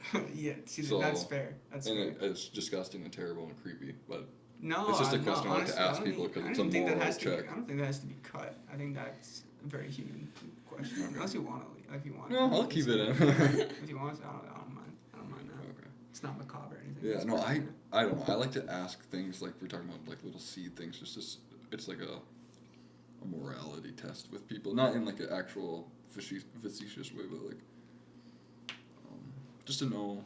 I don't know. It's like when you test people's boundaries with like comedy. Like, just to know what you can get away with laughing-wise with people. Because some people would hear that and, like, a very thing that happens to me often is in a work environment, two people will be talking about, like, when I was 8, my dog. And I'll come over and I'll be like, one time I was sleeping in a dumpster and the recycling people came to get it and I had to jump out, otherwise I was going to get crushed and die. And to me that's funny, and I laugh, but, like, I watch the way that they, like, completely, like, It's like changes post-irony. It's Yeah. because, like, you take something out of, like, oh shit, I had it in my head there, but post-irony is essentially, like, you take something so absurd that it cannot be taken at face value, and that's the humor of it, is the fact that it's the absurdity in it, sometimes it's a contradiction. I'm trying to think of an example. What'd you call it originally? It's post-irony. Post-irony. Yeah, and it's kind of this concept where... Probably do that a lot. Exactly. It's... Yeah, you say something at face value that can't be taken. Well, you say something with full... If I write like that, that's definitely a personality trait. So I'm glad you pointed that out, because I've never thought of that before. God, I'm trying to think of an example. But, like, a lot of times people use it for, like, negative reasons, and they'll say, like, rude or, bigoted things, and be like, oh, no, I was just joking. Because I didn't mean it. So it can be used in a negative connotation, and a lot of people have a negative connotation of post-irony, and that word is kind of a negative buzzword, but it's not innately negative. It's nuanced, just like everything else. Yeah, I don't think I use it for bad at all. No, I don't think most people do. do. I might, because people are crybabies, and I might say something that actually isn't bad, but people will take it bad. But I've never ever heard of that concept as, like, a personality trait. I'm gonna look into that more a little bit. And when it's post-irony, it's also like you can't tell if, to a degree, you can't tell if somebody's joking or not. That's kind of the intent of it, is like you say something with such conviction, but it's so absurd that, like, it's sarcasm without the sarcastic tone, you know? You just... Damn. Yeah.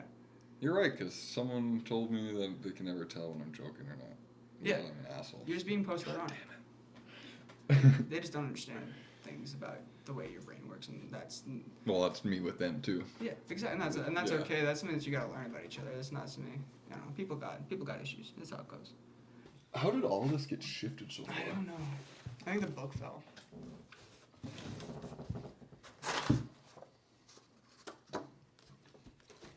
You guys want to look at this painting? Sure. For a second. Tell me what you guys can see in there. You can hold it.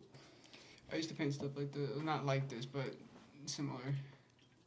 When I was in, like, kindergarten. Obviously, to a kindergarten perspective, and I'm not saying that this is kindergarten like.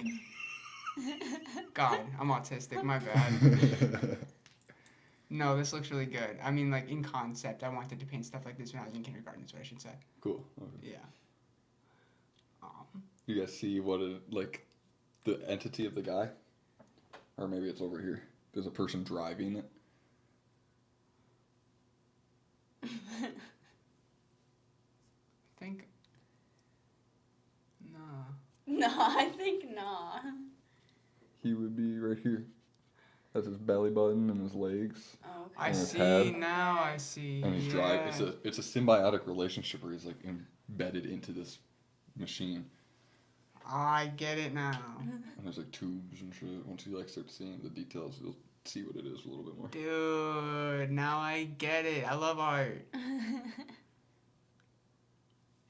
I love this dark corner too. I don't understand. I don't know. Is it just a bunch of, like, eyes or something? Or? Yeah, I just the juxtaposition is fun. Yeah, flesh and eyes and creepiness is what I like. Fluidity, a lot of fluidity. Yeah, no, that's lovely. Mm-hmm. No, it's sick. Yeah, very nice. Shit, Jesus. Shit, Jesus. No. Bowling for Jesus. Bowling. You guys like bowling? Kinda. Yeah. It's fun. I'm bad at it, but it's fun. It's like a family activity. Usually I go bowling with my grandparents. That's what they like to do, so I go bowling with them. Or I used to work at Skyline Bowling Alley, so I got free bowling, so that's one thing I did on time to time if it was like something to do, because I got it for free. So I'm all right at bowling. I'm not crazy. It's fun. I'm not super... It's fun. I'm okay. Put the black lights on and then we'll talk. Yeah, put the black lights on and then we'll take a little quarter of a hit. Dude, I love smoking weed and bowling. That's You look at the thing and it's fucking Yeah. some weird Yeah. animation. Yeah. It's those funny ones where like it's the so pinball gets I shot. I'm I like, what love the fuck? I love hitting the cart in the bathroom at the family function while we're bowling. So it's like I'll get high with my family who doesn't know I'm high, and it's just so fun The because secret. yeah. I don't do yeah. that. No, they know I do that, and they probably could discern that I'm high pretty quick. But I'm not gonna go tell them, "Hey, I'm gonna go smoke," Right. just because it's not their business, frankly. I'm just Yeah. gonna go smoke. Yeah. Like, Yeah. Same thing with the tell me about your bong. Like some people smoke, some people don't. Yeah. Someone told me like, did you just smoke? I'd be like, yes. Yeah, literally, bro. My boss comes up to me and asks me if I smoke. I say no, but that's the only person I'm lying to. Maybe a cop, like not even a cop. I'm 21. I can smoke weed legally. I'm not. It's not. I'm allowed to be high. The only person that you would need to tell would be no one because you don't smoke at work or anything. No, So it's like, I don't work right now, so yeah. no. So you wouldn't even have to tell your boss. I You're wouldn't good. have to tell my boss. No, don't smoke at work. I would never incriminate myself.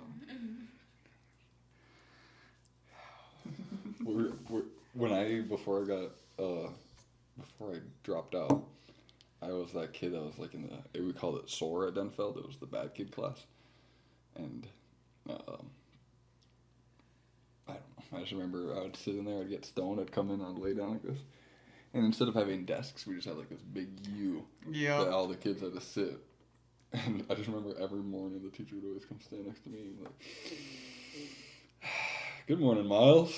Yeah. And they just were smelling up on me, and I'm like, Type damn. shit. bro." When I went to Denfeld, I would just skip, dude. I would just skip all day. I would walk in the building, and I would find a place to sleep. I would not go to class. And when they told me to go to class, after like 4 or 5 times, they tell me to go to the office, try to get me to go to the office, I just walk out the door. Like, I'd be going there as long as I can because am I gonna be homeless out in the winter? No, I'm Right. gonna like find out.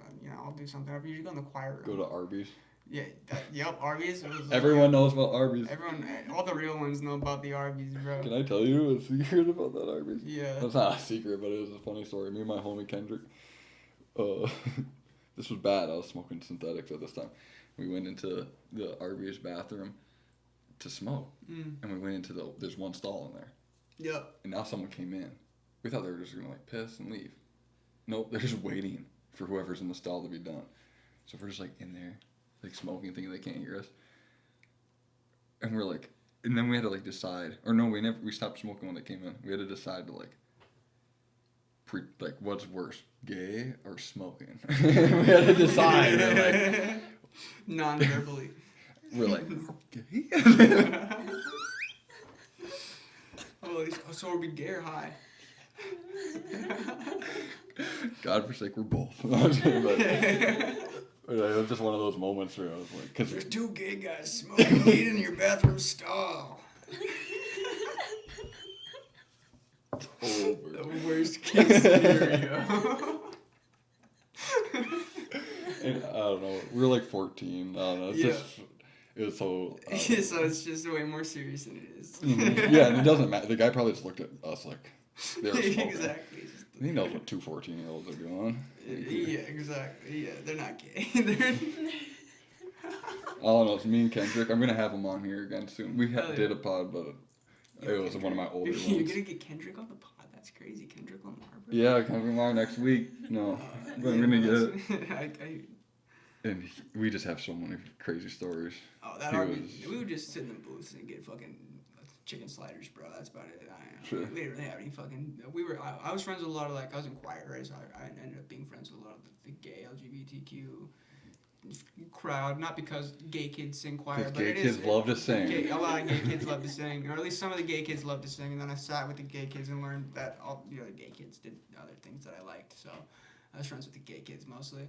Yeah, when I went to Denfeld, at least I was also kind of like a floater though. I just kind of talk to everybody, and That's the big time floater. Yeah, Cool with everyone. yeah, everybody. So it's like, but my people of choice were like sitting next to at lunch. My gay friends loved them. It was probably the most inclusive time of my life. Felt great. I was kind of a dick though, just like in general. Everyone's a dick in high school to a degree. You're developing brain. But I don't know. That Arby's was fun. We just like sat and played Minecraft and got like chicken sliders. I got innocent memories, not are we gay or high memories.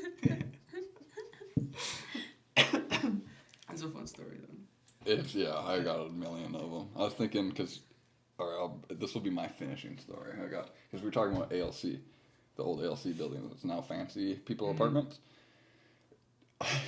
That place used to be, like, all of the most hood kids in Duluth. They got kicked out of every school. Yeah. Went here. Yep.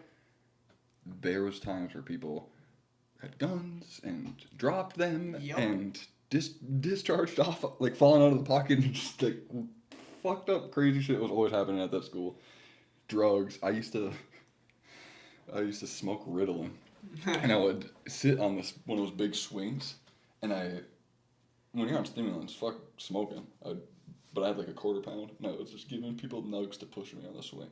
For like a week straight. I probably went through a whole QP just giving people nugs to push me on the swing. That's crazy. And then, I don't know, people would smoke cigarettes. I remember trading different cigarettes for whatever reason. But the funny thing that, like, I used to sell rollies because my neighbor would roll menthol cigarettes. Okay. And when my mom would run low, she'd give her like freezer bags full of these things because she was a meth addict who would just sit and roll cigarettes for hours. And I've been high and rolled a lot of cigarettes before. I get it. Yeah. I smoked 500 cigarettes in 2 days once. Fuck, dude. So I would fill cigarette packs with them, and I would just be selling single cigarettes to kids, or sometimes I'd sell the whole pack. You got one for 50 cents, or what were you doing? Quarter for one, shit, 50 cents? I was doing $1 a piece, bro. But you're Inflation, 4 bro, it's years, real. inflation's real. When Inflation's real. back when I was in high school, it was 25 cents. Nah, bro, you gotta show me a whole $1. Nobody even got a quarter on them. No, it was, damn. No, it was like bus fare mindset. It was like, if I could get half my bus fare for a dart. Bus fare, true, bus fare mindsets, You know, that's how I looked at it. I looked at it like, I was like, I'll sell 2 cigarettes for bus fare. You know what I mean? That's facts. Nah, so I had that going for a while, low key. Bro. That's a good flip. Yeah. The story. That's how I got my Arby's money. True that, yeah. Because they gave out bus passes at Denfeld, so I was able to get bus passes free from the school to and from. And I got rides to school from my grandpa, and I had to get a bus home by myself. So it's like I got the bus passes from the school and the school. Okay. I don't even know how I got to school. Oh, yeah, I caught the bus, the school bus. One time this is when I first started doing pills. I was prescribed. I went to rehab for the synthetics, and they prescribed me trazodone at like 10 or 5 milligrams or something like that. And then I would take 1,000. And it was one of those things where like you did it, like a Benadryl type of thing. Like you did it to get so high that when you woke up is when you got the effect. So I'd take like this huge copious amount, die, and then wake up, and everything would be like gray. And I just like lived in this gray world every day. It's fucking horrible, but that's what you want when you're a fucked up kid or whatever. Yeah. And I remember going to get on the school bus, and I was smoking a cigarette, and I saw the bus come in, and I remember like the way I felt like I was running, but I'm just walking. Like it was like everything was shifting. I go to put my cigarette out, and I put it in my pocket, and then I like got to the bus, and like wave at it to have it open its door, and it's the short bus. And they just, like, everyone on the bus looks at me, and it just keeps going, and I just realized I'm like, fuck, this 14-year-old kid, like, fucked up. My cigarette never went out, it just burning a hole in my pocket. God. And I'm, like, trying to get on the short bus, and I just fucking... It's all happening in black and white slow motion. It's all happening in black and white. And I'm so glad I'm not that kid anymore. What a crazy world. Yeah. Like I said, I'm kind of grateful for the negativity that was in my life with like drug use in my family and being able to see it because I never had the drive or the want to like do that. I don't really know where it stemmed from you, but like I always had an active like. It does the opposite. Sometimes people are just born into it, and then other times it does the opposite. Really, I'm never doing. Yeah, that and that's fair. That's case to case. Everything is but that's the way I internalized it. I was like, no, that's not gonna be me. And that's from a very early then. I was like, I'm never gonna smoke a cigarette. I'm never gonna. That aged very, very poorly, but never gonna drink. Like you said, there's a spiritual aspect to tobacco. Yeah. So as long as you learn how to respect the substances that you put in your body, I think that's a big part of it too. Agreed. It's not abuse. It's called abuse, substance abuse. But everything's a substance. Yeah. I'm addicted to sparkling water. It could have been Mountain Dew, but I chose to have it be sparkling water. Is yours cigarettes or heroin? Like there's just a different. Yeah. Obviously don't use that as an excuse. Like, I could be doing this, haha. But you got to realize, like, I'm not doing that bad. For, like, me, anytime I get mad about myself for smoking pot, bruh, And there's probably You smoke somebody out there. Ritalin. Like, you're There's doing probably good. somebody out there who could just like hit the bulb real quick and like feel better.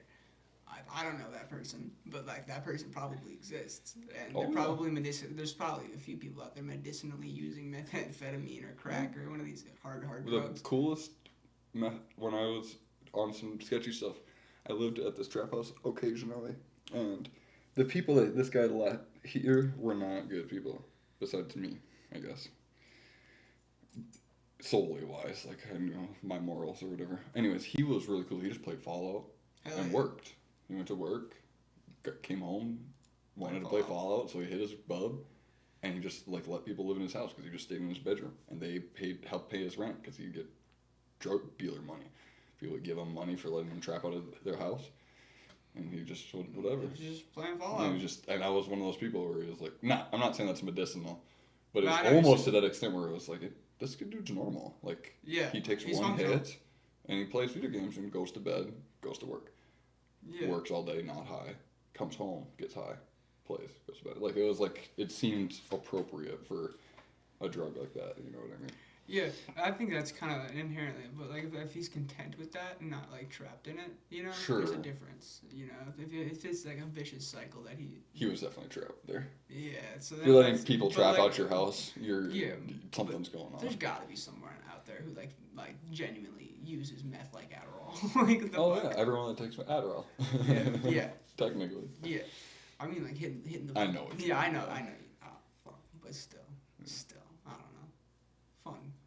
I never thought about that, so I thought about that for the first time right here. True. Unlocking the shell. Mm-hmm. My speaking of shells, this guy didn't have any. The whole reason why I brought up ALC and me sitting on this bench was this is the funny story that I don't know if anyone will ever believe, but this dude, he comes up to, he was like one of those dudes that was notorious for being dirty and grimy or whatever, but he came up to the bench where everyone was sitting, and he pulled out a gun to rob this dude. And he's like, give me your shit or whatever. And this dude had a pirate's musket. Like a literal fucking musket, dude. Like, but the handheld pistol, like the big ass barrel like this. Like some blender. Flint and steel, like, whatever that is. He had the pirate pistol. And everyone just like turned away from him. And watching this dude walk away with his fucking his pirate pistol. Bro, that's one of the funniest things that's ever happened. Like I just remember being so fucked up watching that. My old neighbor, whenever fucking someone would park in his parking spot, sometimes he'd come out with this big ass pirate sword he had and start swinging it on his fucking porch, trying to threaten us with a big fucking sword. I used to use a sword to take dabs. I always have this big ass sword, and I'd put a dab on it. Yeah, I feel like every man needs a sword at least like at one point in their life. I need a sword. Did you know that your bridesmaid in your wedding is legally allowed to carry a sword?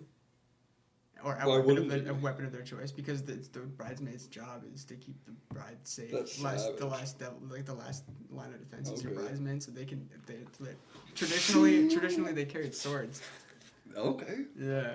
And so, but you can technically use whatever you want, a mace, a halberd, whatever. You can literally bring it to the wedding. Mace. Yes, you can bring it to the wedding and just hold it.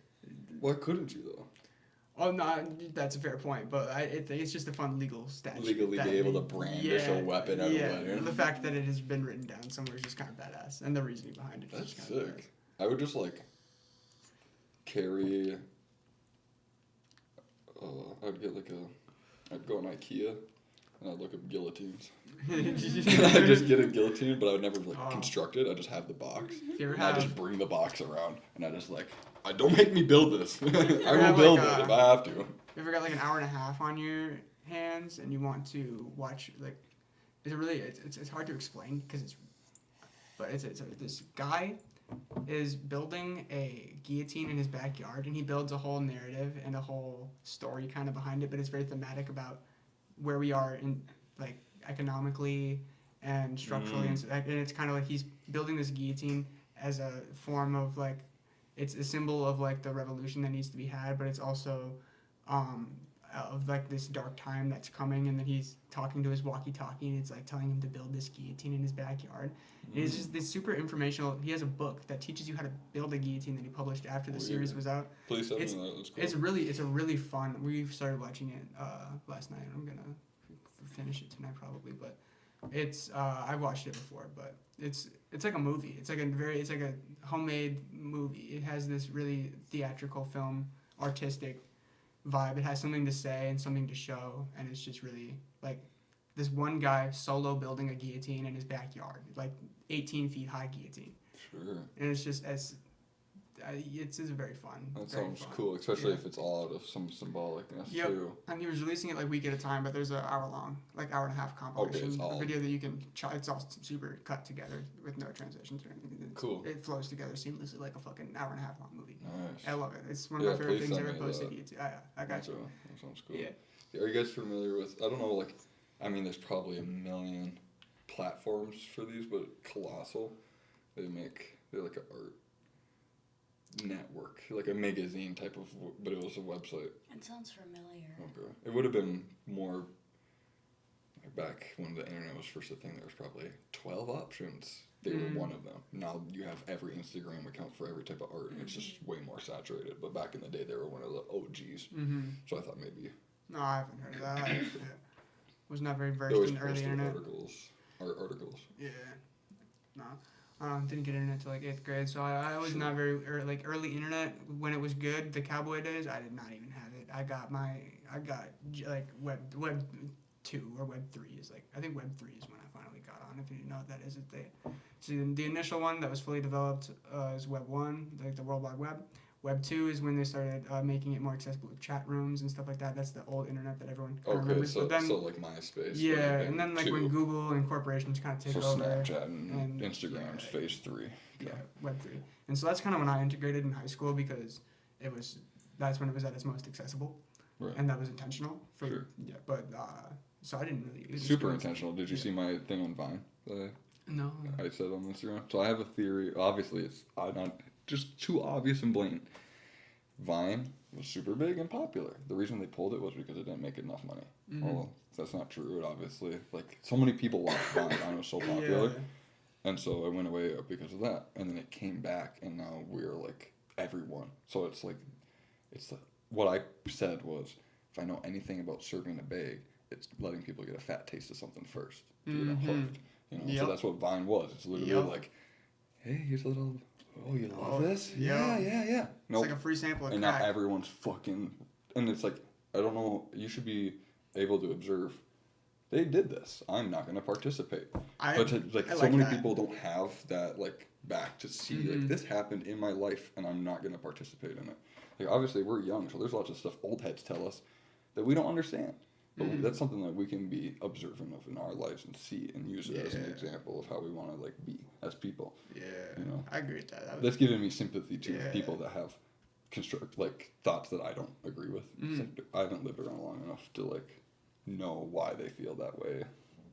That makes some more sense, you know. Yeah, I love talking with people I disagree with, unless it's on fundamental issues that just end up being argumentative or you know, we're not gonna go there. But fascistic, I can't do that. But we're not gonna. I don't want to all that shit right now. Yeah. I usually try to stay away from that stuff. We're having a good time. The other day at Walgreens, some lady tried to tell me something. I don't know what it was. But I just plugged my ears in fucking. I just went like this and let her count out my money. Yeah. My change because I just didn't want to hear. And I didn't want to be mean. I have so much love in my life. I didn't want to say, shut the fuck up. You don't know what you're talking about. I was just like, I'm not going to listen to this. Yeah. And I just plugged my ear and then she stopped and then I just let her count out the money. Yeah. It was like one of those things where it's like, you just can't feed it into it. No, that's a valid reaction, honestly. I think that. I've never done that before. I think some people might think it's weird. Some people might think it's weird, but honest to God, like, fuck it. Like, that makes the most objective sense. You know, I think it could be perceived as rude, but it's really not. Yeah, I just am not participating. Yeah. I can't walk away from this interaction until you give me my money back, so I'm just gonna, like, not listen to you. Literally, I was like, I can't run away right now. Yeah, so that makes sense, honestly, I think. Oh, no. Yeah. I just thought it's like a third perspective. Yeah. Anyone that watched that probably. It could probably be perceived. I was at Walgreens and this dude just like fucking la la la la. Yeah, it can be perceived as weird for sure, but like. I don't know, from That like an poor actual lady. standpoint, like especially if she's just saying something, she's going on about some shit. You're just like, come on. It's something I didn't even know. Yeah. I know what I was like. I just have no idea what you're talking about. I'm not gonna care. Yeah, that's usually my direct. I just go, I don't know what that means. I just play the ignorance role or play. That's just Half the time I don't know because Yeah. I'm so not on the internet that they'll be like, "Did you see?" And I'll be like, "I didn't." no. Why are you yelling at me? God. I don't know what's happening. God, I hate that. Yeah, that's my issue. I'm way too. I gotta get off the internet. Honestly. Like, It's either like you said, you want to read up on this stuff. Either become fully invested Yeah. and make it an important choice, or don't go on it at all. That's like Yeah. I find a healthy balance. You know, there is no that's being an extremist. I apologize for that. That's dumb. But yeah. it's like one thing that I've realized is like I'm not going to reply to any questions or negative comments. Only will I like positive comments. This is cool. I like this. But if it's a question, how did you do this? Why is it like this? Any of those things I'll never reply to because it's just like there'll be too much energy if I ever agree to those that's things. when I gotta DM me, and if I really care about it, I'll let you know through a DM. That's when I gotta chill on. I'd be going crazy in comment sections. Yeah, sometimes. I never comment ever. I gotta stop. Unless it's love, like on an artist, like Yeah. I'm really happy I'm here. And one of my like mad thing was when Topic got rid of comments on YouTube, because some underground artists, that was their only place that they had a community idea. A lot of his comment sections were like 14 comments, and it was just like me and these other couple of people, and we were like, man, this person changed our lives, and then they just took away comments, and now it's just gone. All those communities, they just took it all from all the small people. Yeah, it does suck. We're good. That was a good place to end a positive note, you know. Toodles. North Pine. Yeah, I have put everything in the bio for people and stuff like that, because otherwise it keeps. I don't like being the.